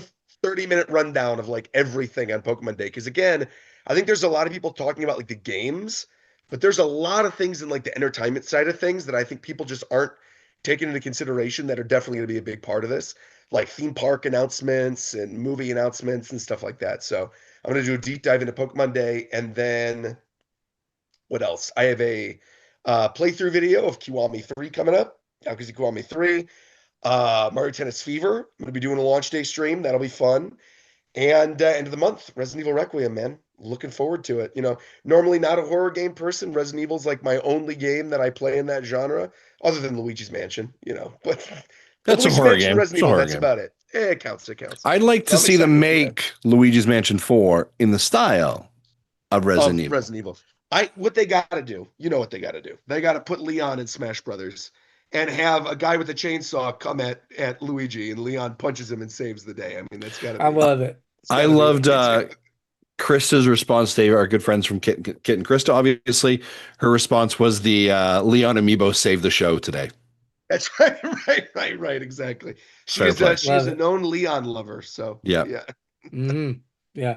Husbando, as she calls him. that's right. That's right. Yeah. All right. So y'all go check out Roger's stuff. Be sure to support him. And Roger, man, thanks for being on the show. As always, we As appreciate always, you taking the yeah. time. I love Yeah. it. You guys are my favorite. Yeah. Yeah. Let's dive into the mailbag here again. Quag 311 has a question about dispatch, basically asking, similar to most Telltale likes, you end up watching the alternate endings on YouTube anyway. He ends up watching a let's play of the game. He asks, is there a game where you've watched the alternate endings online because you didn't want to invest the additional 20 plus hours to see what choices you could have made to alter the story? Anybody got one? I have one right off I the have top one of my too. head. You go, Roger. Silent Hill 2, the dog ending. That's 100% what it was. I remember people joking about it when I was in high school. Like, there's this ending where the dog is actually in charge of everything that happened in Silent Hill 2. Oh, yeah, I've heard about And this. That's and there's this goofy like joke ending of the game where the main character walks into this control room with a little dog, a little Chiba dog puppy, sitting at these controls with like a headset, monitoring everything and like controlling all the little zombies. And so I instead of playing the game, I literally just went on YouTube and I looked at the ending and I thought it was great. So highly recommend it. And I guess they redid the ending for the recent remake as well, which is very cool. Okay. Right. Jesse, what about you? Mine is Arkham Knight. That's a good one. I think I did everything except for all those stupid Riddler trophies. And in order to get the best ending, you had to do all the Riddler trophies. And I'm like, nah, I'm not doing that. Yeah, It was like that's a 250 of them. Sure. That's fair. I think I might have done 20 or 30 of them throughout the game. That's because Man. Gotcha. I don't have one that I can think of. I mean, I think probably I did. I know that back in the day I missed some Chrono Trigger endings. I think I watched a few of those. There's like 12 or 13 of them, aren't there? Yeah, which is pretty impressive for us. I think, come to think of it, I probably have watched some of the kind of Chrono Trigger endings too. I've played that game, I don't know, like 8-9 times in my life. I mean, I've played that game a lot. So I've probably seen most of them through playthroughs, but I believe I've seen all of them. So that means at some point I've had to have watched a couple on YouTube. But yeah. Really, you can't accidentally stumble across any of the alternate endings without beating the main game first. They're meant to be new game pluses because you have to have, like, one of them is beat the boss from the fair, which means you have to be souped up. Right, exactly. I've done it. Otherwise you die. I've done it. It's just really a pain in the butt because you're the only party member. Right. Yeah. Here's some more questions. Mecha Dragon asks, he said, I tried to explain the rules of Kirby Air Rider City Trial to my friends, and they still look at me confused. I don't want to put them through a 10-minute long tutorial on how to play the game. How do you dads usually teach your friends to play some of your favorite multiplayer games, especially at the moment while you're hanging out with them? I can speak directly to this. I'm obviously, like I said, we just drove into Vegas for her sister's wedding, and we're at the house right now. So I'm literally up in like the guest bedroom on the top floor, which is why this does not look like my normal setup. And when we were like getting everything ready and the people were coming to the house and we were all just like hanging out and having dinner, Reagan is obviously hired by Riot Games. So she works on 2XKO, which is the League of Legends fighting game that recently released on consoles. Her dad wanted to play the game she works on. So I was sitting there teaching him how to play 2XKO. And I'd say the number one advice I would give to anybody teaching someone how to play a game is don't go for the high level right away. I think there's a very easy inclination as somebody who's very experienced to be like, you could press all these buttons and do a cool combo. But sometimes they just want to know how to block. They want to know you hold back on the control button and then you're able to block. They want to know that like light, heavy, and medium attacks all do different things. And that attack beats grab and grab beats shield and shield beats attack. Like there's very basic things that a lot of people just don't think about when they're picking up a game for a first time. So I'd say in the case of something like Kirby Air Riders, boil it down to just exactly what makes that mode special. And if they have any familiarity with Fortnite, I would literally just say loot. I mean, that's literally all you do. You loot and get stronger. And any other explanation, they'll figure out on their own. Yeah. Like sometimes it's as simple as press this button and press this button. Yeah. Right.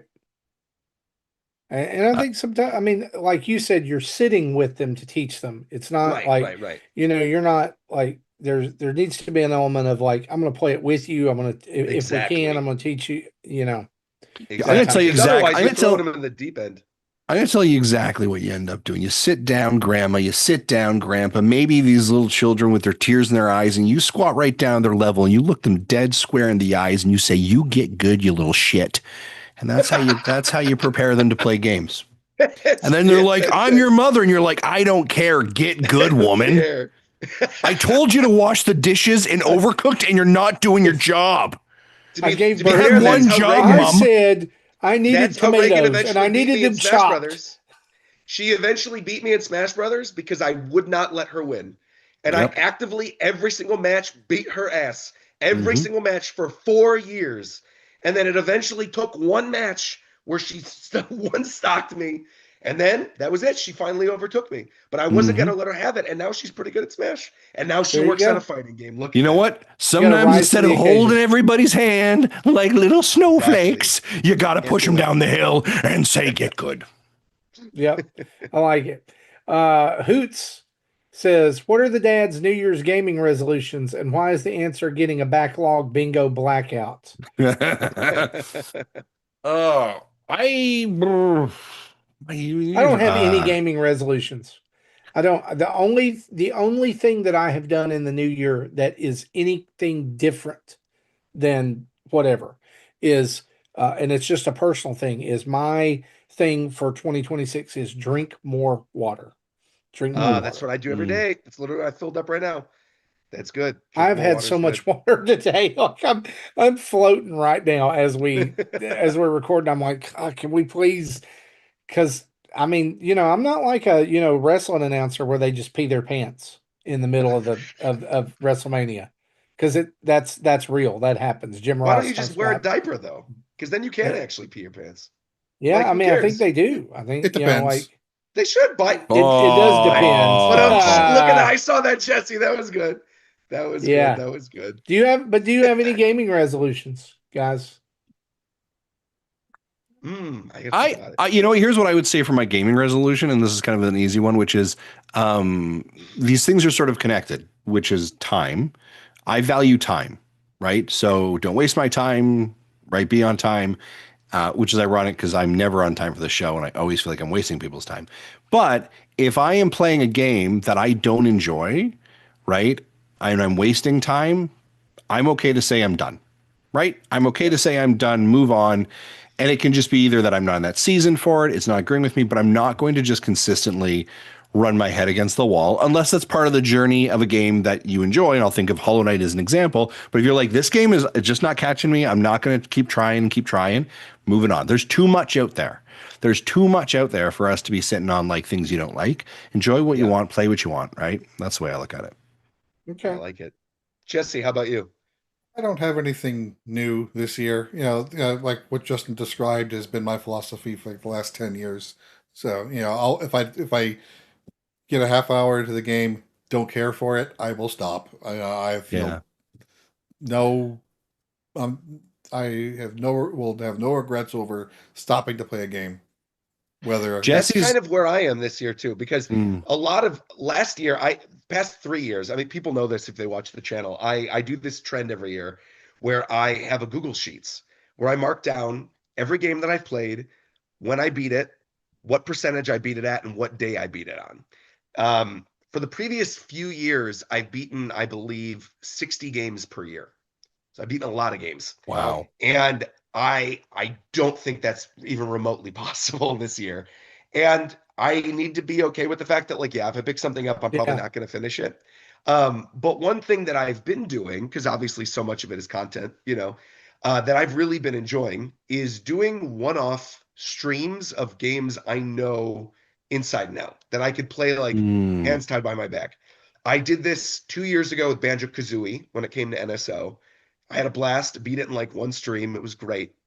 Last year, in right after they released the Switch 2, and it was like that first week where everybody was testing the Switch 2 upgrades, I sat down for like what I thought was going to be an hour to test out Mario Odyssey. I did a new run, tested out Mario Odyssey. It turned into a 6 hour long playthrough stream where I beat the whole game. Mm. And that type of thing I find really enjoyable. And so I think at some point this year, I would also like to do that. And I don't know if that's going to be something classic like when the Pokemon games drop, like Coliseum or XD, because again, I know those games very well. Or even going back to something like a Mario 64, which I haven't revisited in a long time. I think that'd be kind of fun. So like just going back to revisit something from my youth that I really loved. Yeah, when you said that, it reminded me of when I normally don't like to play games I've played a lot, unless it's been a few years or Sure. there's some special occasion. But I during the Extra Life stream, I played a few runs of Pitfall 2 on There you both go. the Intellivision and the 2600, and while I didn't do it on my live stream, I did a few days later. And I've told the story before, but I don't think you've heard it. I I made 100% run, my first time doing that since I was a kid, and I got it Wow. recorded. I submitted it to speedrun, and it's number 100% run Wow, on right now. really? Yeah, That's Wow, good deal. amazing. Wow, well done. Well done. with Awesome. 12 That's minutes awesome. 15 seconds. I'm actually going to make a resolution with you right now. My Oh, resolution is I'm definitely not going to have a world-breaking speed run. There you go. That's my not love happening. No way. Roger, it's interesting that you mentioned Mario Odyssey because there's a follow-up question here. Oh, okay. And he said, my young kid, this is from Hoots as well. So my young kids have really gotten into Mario Odyssey. They are not very good at the game, though. They go back and forth between playing and watching me play. I am currently taking the stance of Die Hard, not spoiling the ending of this game because I think it will blow their little minds. Sure. But at their current pace, I love that.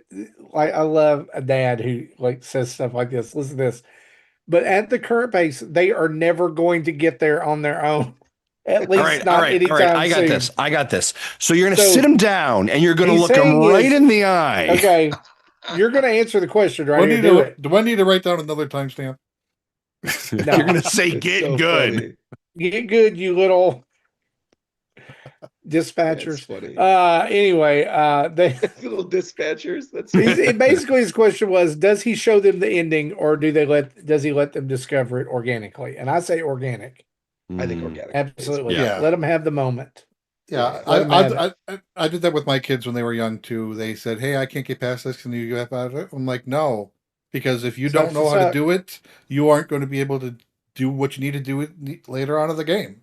Yeah. Also, Mario And- Odyssey, I think he underestimates how handholdy that game could be to get to completion. I Mhm. mean, literally, if the kids just run around and collect coins, He says young They can kids. get I, to They are, I and don't- he is saying he's basically saying his kids suck at it.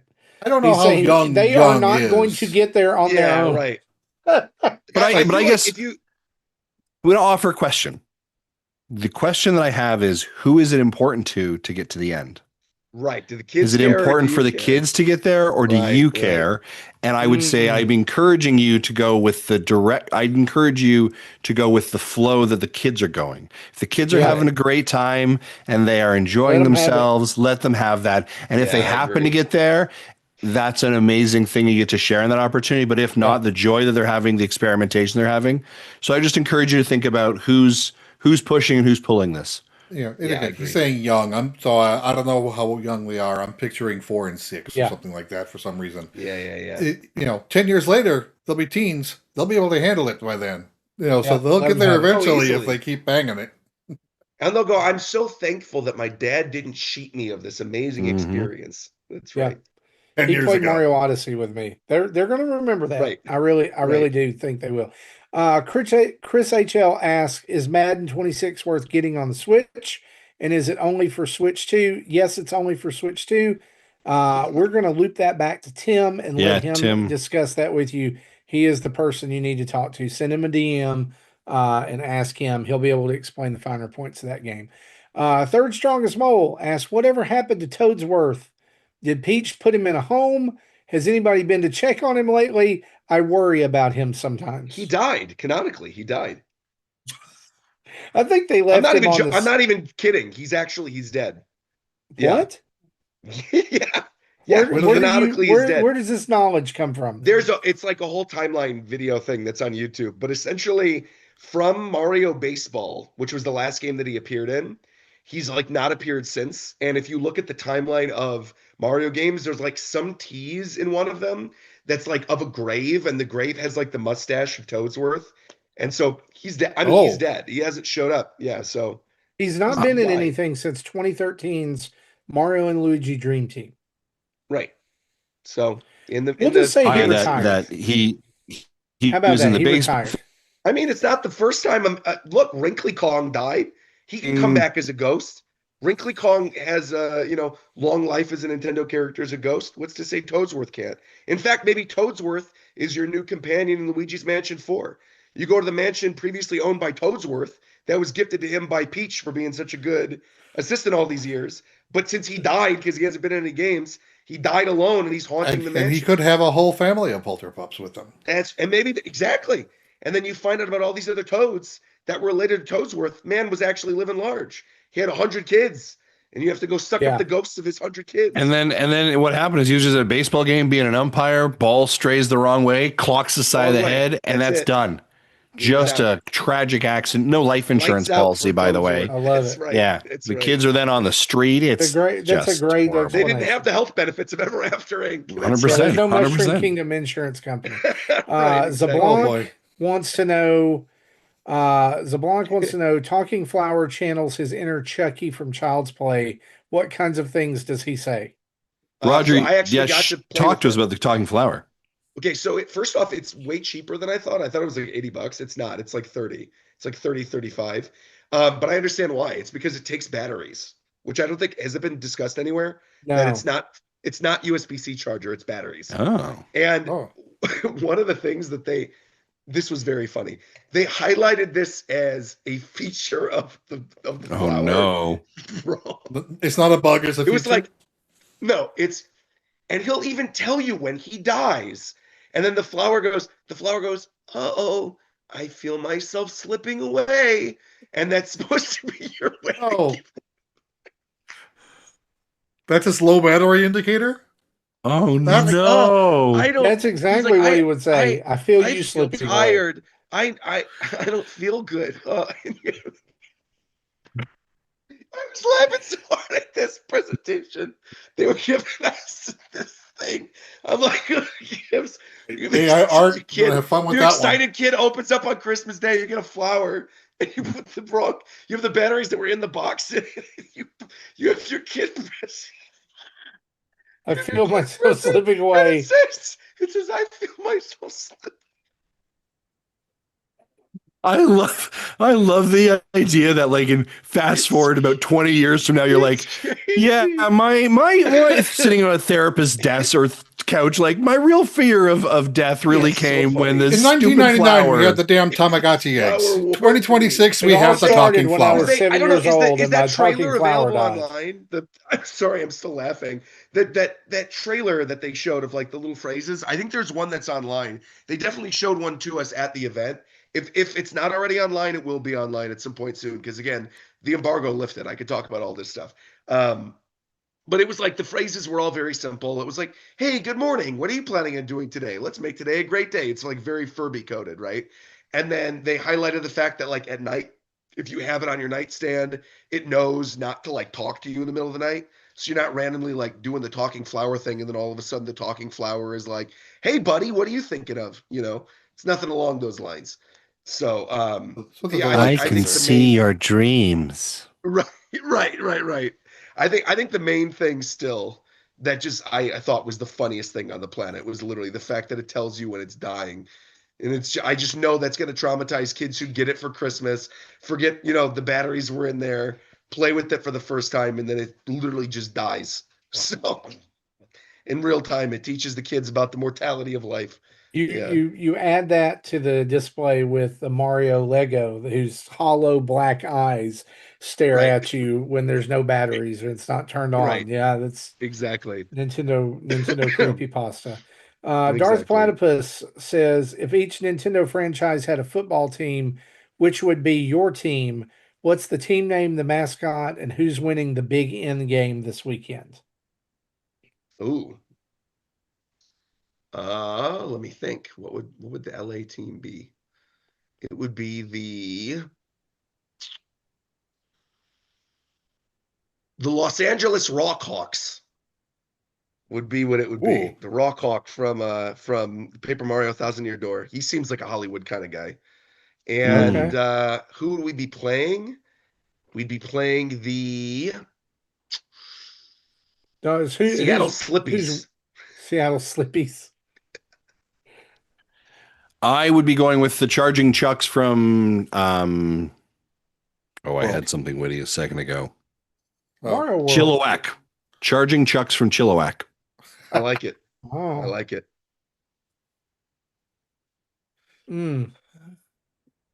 Well, I'm not creative to think of the team name and whatnot, but I'm thinking something Dragon Quest related, and the mascot, of course, has to be a metal slime.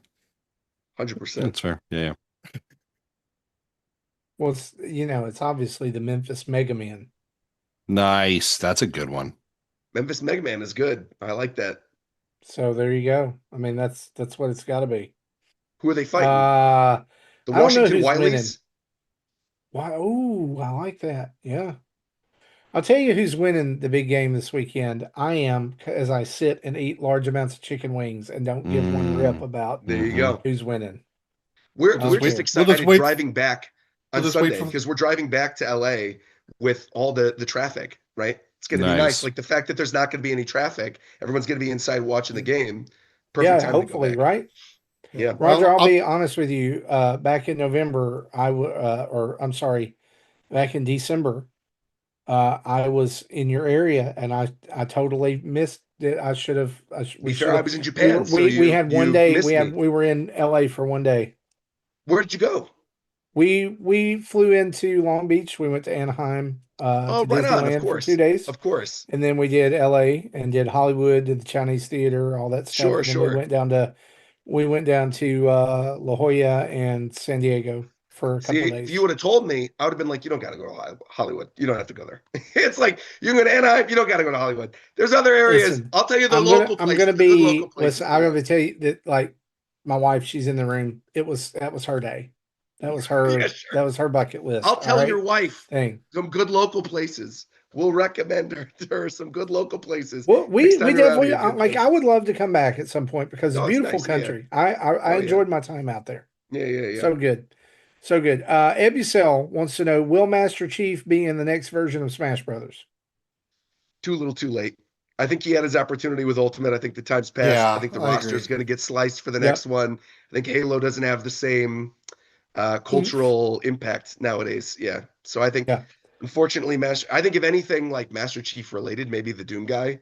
But even then, I feel like Doom's time is kind of already, even look today, right? It was like you need to have Doom guy and Isabel. Me costume or whatever. And Isabel, right, exactly. So have Doom in there in some capacity, but otherwise, I think his time's passed. His next question too is, why didn't Konami announce Boktai Legacy Collection? Bro, you're preaching to the choir. I love that game on GBA. That's the Sun cartridge game where you're walking outside and you have to literally go out, touch grass to play the game. I'm hoping in one weird way they're going to be able to like re-release that someday with like the little solar panel chip or whatever that they used in there. I don't think it's going to ever happen, but I would love that. It's just the attachment for the top of the Switch too, right? I mean, you plug it in. You have two USB-Cs. Why not? Yeah. Plug a solar panel on the top of that thing. You're good. There you go. Yeah, along with the capacitor to hold the charge, and sure. There you go. A few more questions here, just 3 more. Gamer Nerd. Sorry, I got to drop off. I got to go pick up my wife from work. So sorry, I'm going to drop. Roger, always great to see you. Thank you so much very much. Always a pleasure. Absolutely. Folks, I'm heading to Japan. I'm off for the next 4 weeks. I will not be on the show. But if you want to follow us, follow me on the adventures. And I've got a ton of Nintendo content coming from Japan, including probably trying to do some daily vlogs, some incredible Nintendo experiences, including the museum that Roger's gone to. I'm going to Universal Japan. Tons of great experiences. Follow the Nintendo Dad's Twitter, whatever we're calling it now, X channel. Content will be posted there, photos, all that kind of stuff. Thank you so much. I'll see you guys in like several weeks. Have an care. amazing Have a great Japan trip. trip. Thank you guys. Greatly appreciate it. Awesome. Talk later. Bye. Absolutely. Take care, buddy. Love it. Okay, here we go.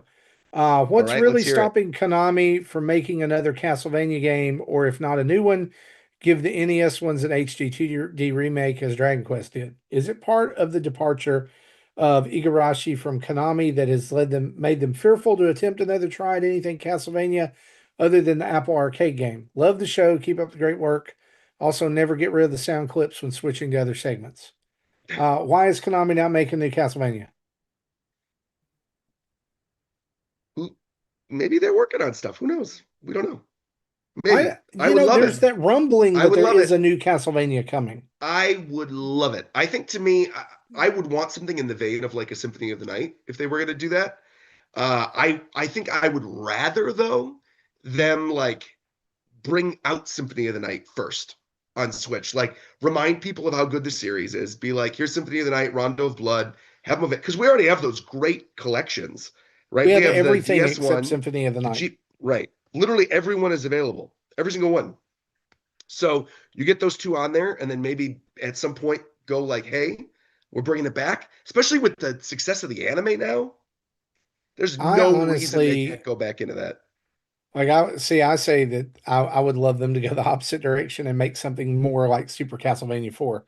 That's linear. Interesting. That's Sure. I mean, like go make it a big deal, kind of like Capcom's doing with Mega Man. Like here's the 2D revival, like update the art style, I don't know. Sure. I just have always enjoyed those games more than the Metroidvania style Castlevania games. But Symphony of the Night never really clicked for me. And I don't know why. I should, on paper, everything about it says I should love it. Do you like Super Metroid? Love it. That's crazy. So yeah, again, that's like on paper, everything thinks that I should. Everything looks like I should love Symphony of the Night. Yeah, I just can't. I can't get it. Maybe I've never tried to play it. I think part of the last Castlevania game I think I played is 3. Wait, you've never played Symphony of the Night ever? I don't think so. Wow. No, I remember playing one of the DS ones. The DS ones are good. Yeah, the Symphony of the Night is like the iconic, really good one though, with Alucard and the PlayStation. Yeah, I don't think I ever played Symphony of the Night. Yeah, I think the thing that throws me off about it is the upside down castle thing. Sure. I don't know. And I won't say anymore since Jesse's not played it. Sure, of course. Well, I'm familiar with the concept, yeah. Yeah. Jiggy Collector says... Will. Will can beat that game in like 20 minutes. He'll walk you through it, yeah. Do you have any games you regretted buying in 2025?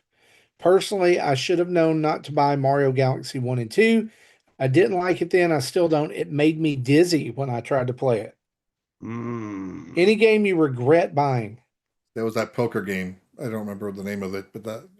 I remember you. Let me look. I had like 5 negatives about it in the first 10 seconds of booting it. Yeah. I'm literally opening up my virtual game cards to tell you. I'm scrolling through my list. Idea. I'm gonna go check from last year. So last year, the first thing that came out last year that I played was Penny's Big Breakaway, and then Donkey Kong and Xenoblade. That I regret.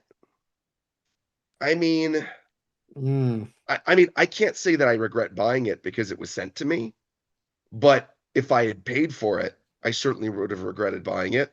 And this might be a little bit of a hot take. I'm actually going to say Kirby, the Forgotten Land DLC. Oh, okay. I think I love. I have heard a lot of people were down on that. So yeah, but I think there wasn't quite enough new stuff to keep me interested. And when people were really hyping up that ending where they were like, this boss fight is so good, I was like, it's fine, but it was nothing like amazing for what we've seen from Kirby. So 2 that come to mind for me. Number 1, is Shadow Labyrinth. It just did Yeah, not The grab me the Pac-Man way game. that Yeah, I yeah. thought it would. yeah. I forgot about that Sure. game, but that, yeah, Sure. I agree. Mainly what it boils down to is that the controls felt way too stiff, and it just didn't feel good to play. And Sure. so I never finished it. The other one would be, and we got this one as a code. So if I paid for it, was Duck Detective: The Ghost of Glamping. That It's a sounds fine game. It's a fine game. The issue with it is I did a video on it, and I didn't realize that I stopped literally 5 minutes short of doing the whole thing on video. no.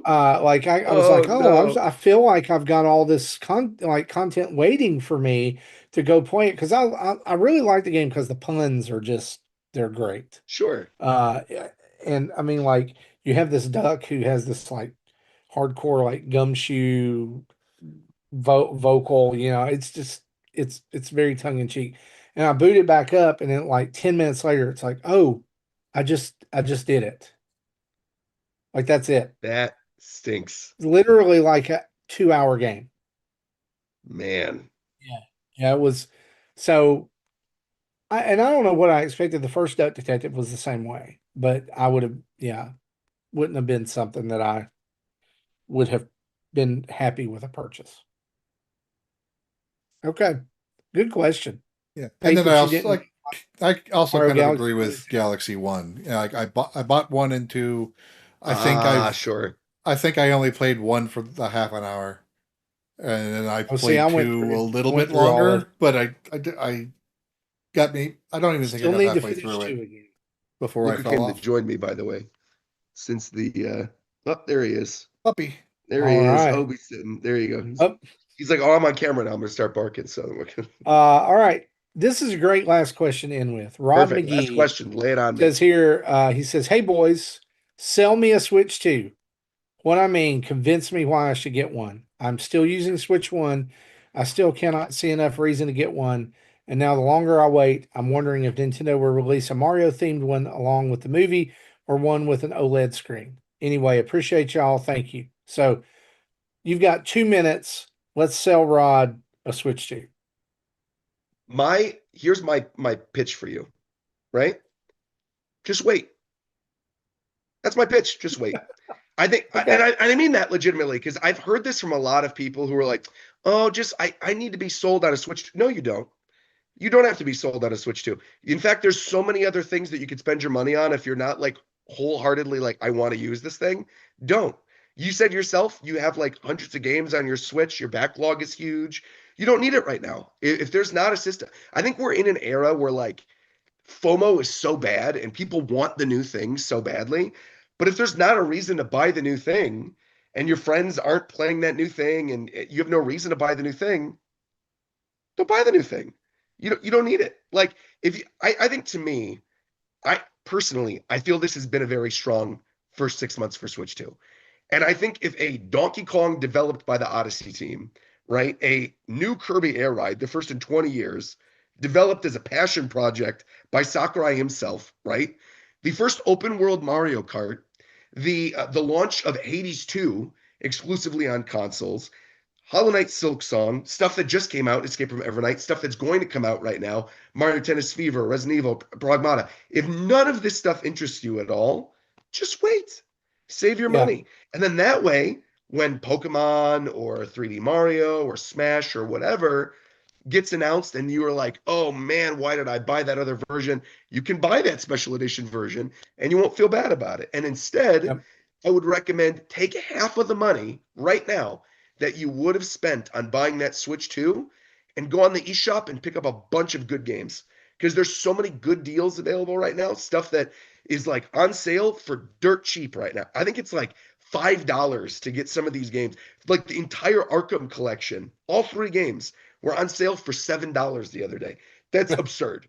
That's absurd. Like fill up your backlog, get a Yeah, good amount of content, that's and then when you're probably ready a to good have 100 Switch hours 2, of gameplay between the three games. easily. Like that'll last you until the next Smash or Mario. You're good. Honestly, that is the best answer I think any of us Yeah. could have given.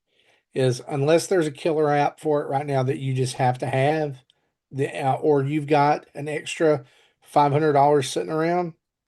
Which, hey, lucky you if you do. Right? Yeah. Yeah, right. Definitely better than a lot of us in Yeah. that regard. I'm the opposite of him. I'll buy, like, with the Switch 1, I could see it the age. I could see some games aren't doing what they probably should be able to do. Sure. So even without quote unquote killer app on the Switch 2, I knew I just right off the bat I wanted the Switch 2. I wanted the better system. I swear I said this on an old roundtable episode. I basically described what the Switch was and saying this was my ultimate system. I would love this thing to exist. I cannot find that audio clip for the life of me. I looked, but so the Switch is a great system. The Switch 2 just is a better Switch. How can you go wrong? Yeah. And so far everything I've the been loving Switch it. does, but better. Yeah. Yeah. And if there's not something if you have a Switch and you're fine with performance on it and you don't have a killer app, there's no need to upgrade yet. Just wait. And I'm also one to buy obscure hardware. I bought an Atari VCS. I bought an Intellivision Sprint. Mm-hmm. I ordered a C64 Ultimate. Still waiting for that, by the way. I ordered that back in July, but there's a delay with the Founders Editions. Gotcha. Problem well, guys, with the keyboard, that closes out episode 565 of Nintendo Dads. We want to say a huge thanks to Roger for joining us on tonight's show. Absolute Justin pleasure, had to dip a little early. Tim couldn't be here with us, but we have talked about a lot, and we hope you've enjoyed it. I want to say a huge thanks to our Patreon producers, Dave Ernsberger, Jacqueline Amira, and an anonymous Patreon producer as we close out the show, as well as 100+ other friends of the show over at patreon.com/Nintendo Dads. To say a special shout out to our Twitch subscribers, Twitch followers, and YouTube subscribers, and anybody who follows, retweets, listens to, shares the show. We wouldn't be here without you guys. Thank you so much. Head over to our website, nintendodads.org, for our family of podcasts, YouTube videos, tweets, social media, Patreon, Extra Life pages, and all of our merch. And speaking of merch, don't forget you can treat yourself from our sponsors over at manscaped.com. You use the code NINDADS, that's NINDADS, get 20% off your order just by using the code. It's our little freebie for you. Get yourself something nice. Tell them we sent you. Email us at nintendodads@gmail.com or call in and leave a voicemail at 929-25-NDADS. That's 929-256-3237. Big thanks to OC Remix for the music we use throughout the show. And reminder, wherever you listen to us in your podcatcher of choice, if they have a rating system or comments, please leave us a 5-star review and say something nice about the show.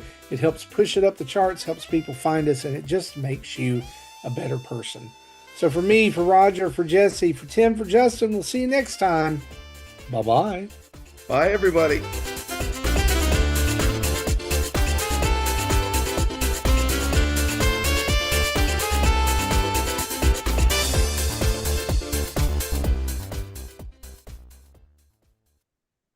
Thank you for listening to Nintendo Dads. Do you know who I am? Nintendo Dads.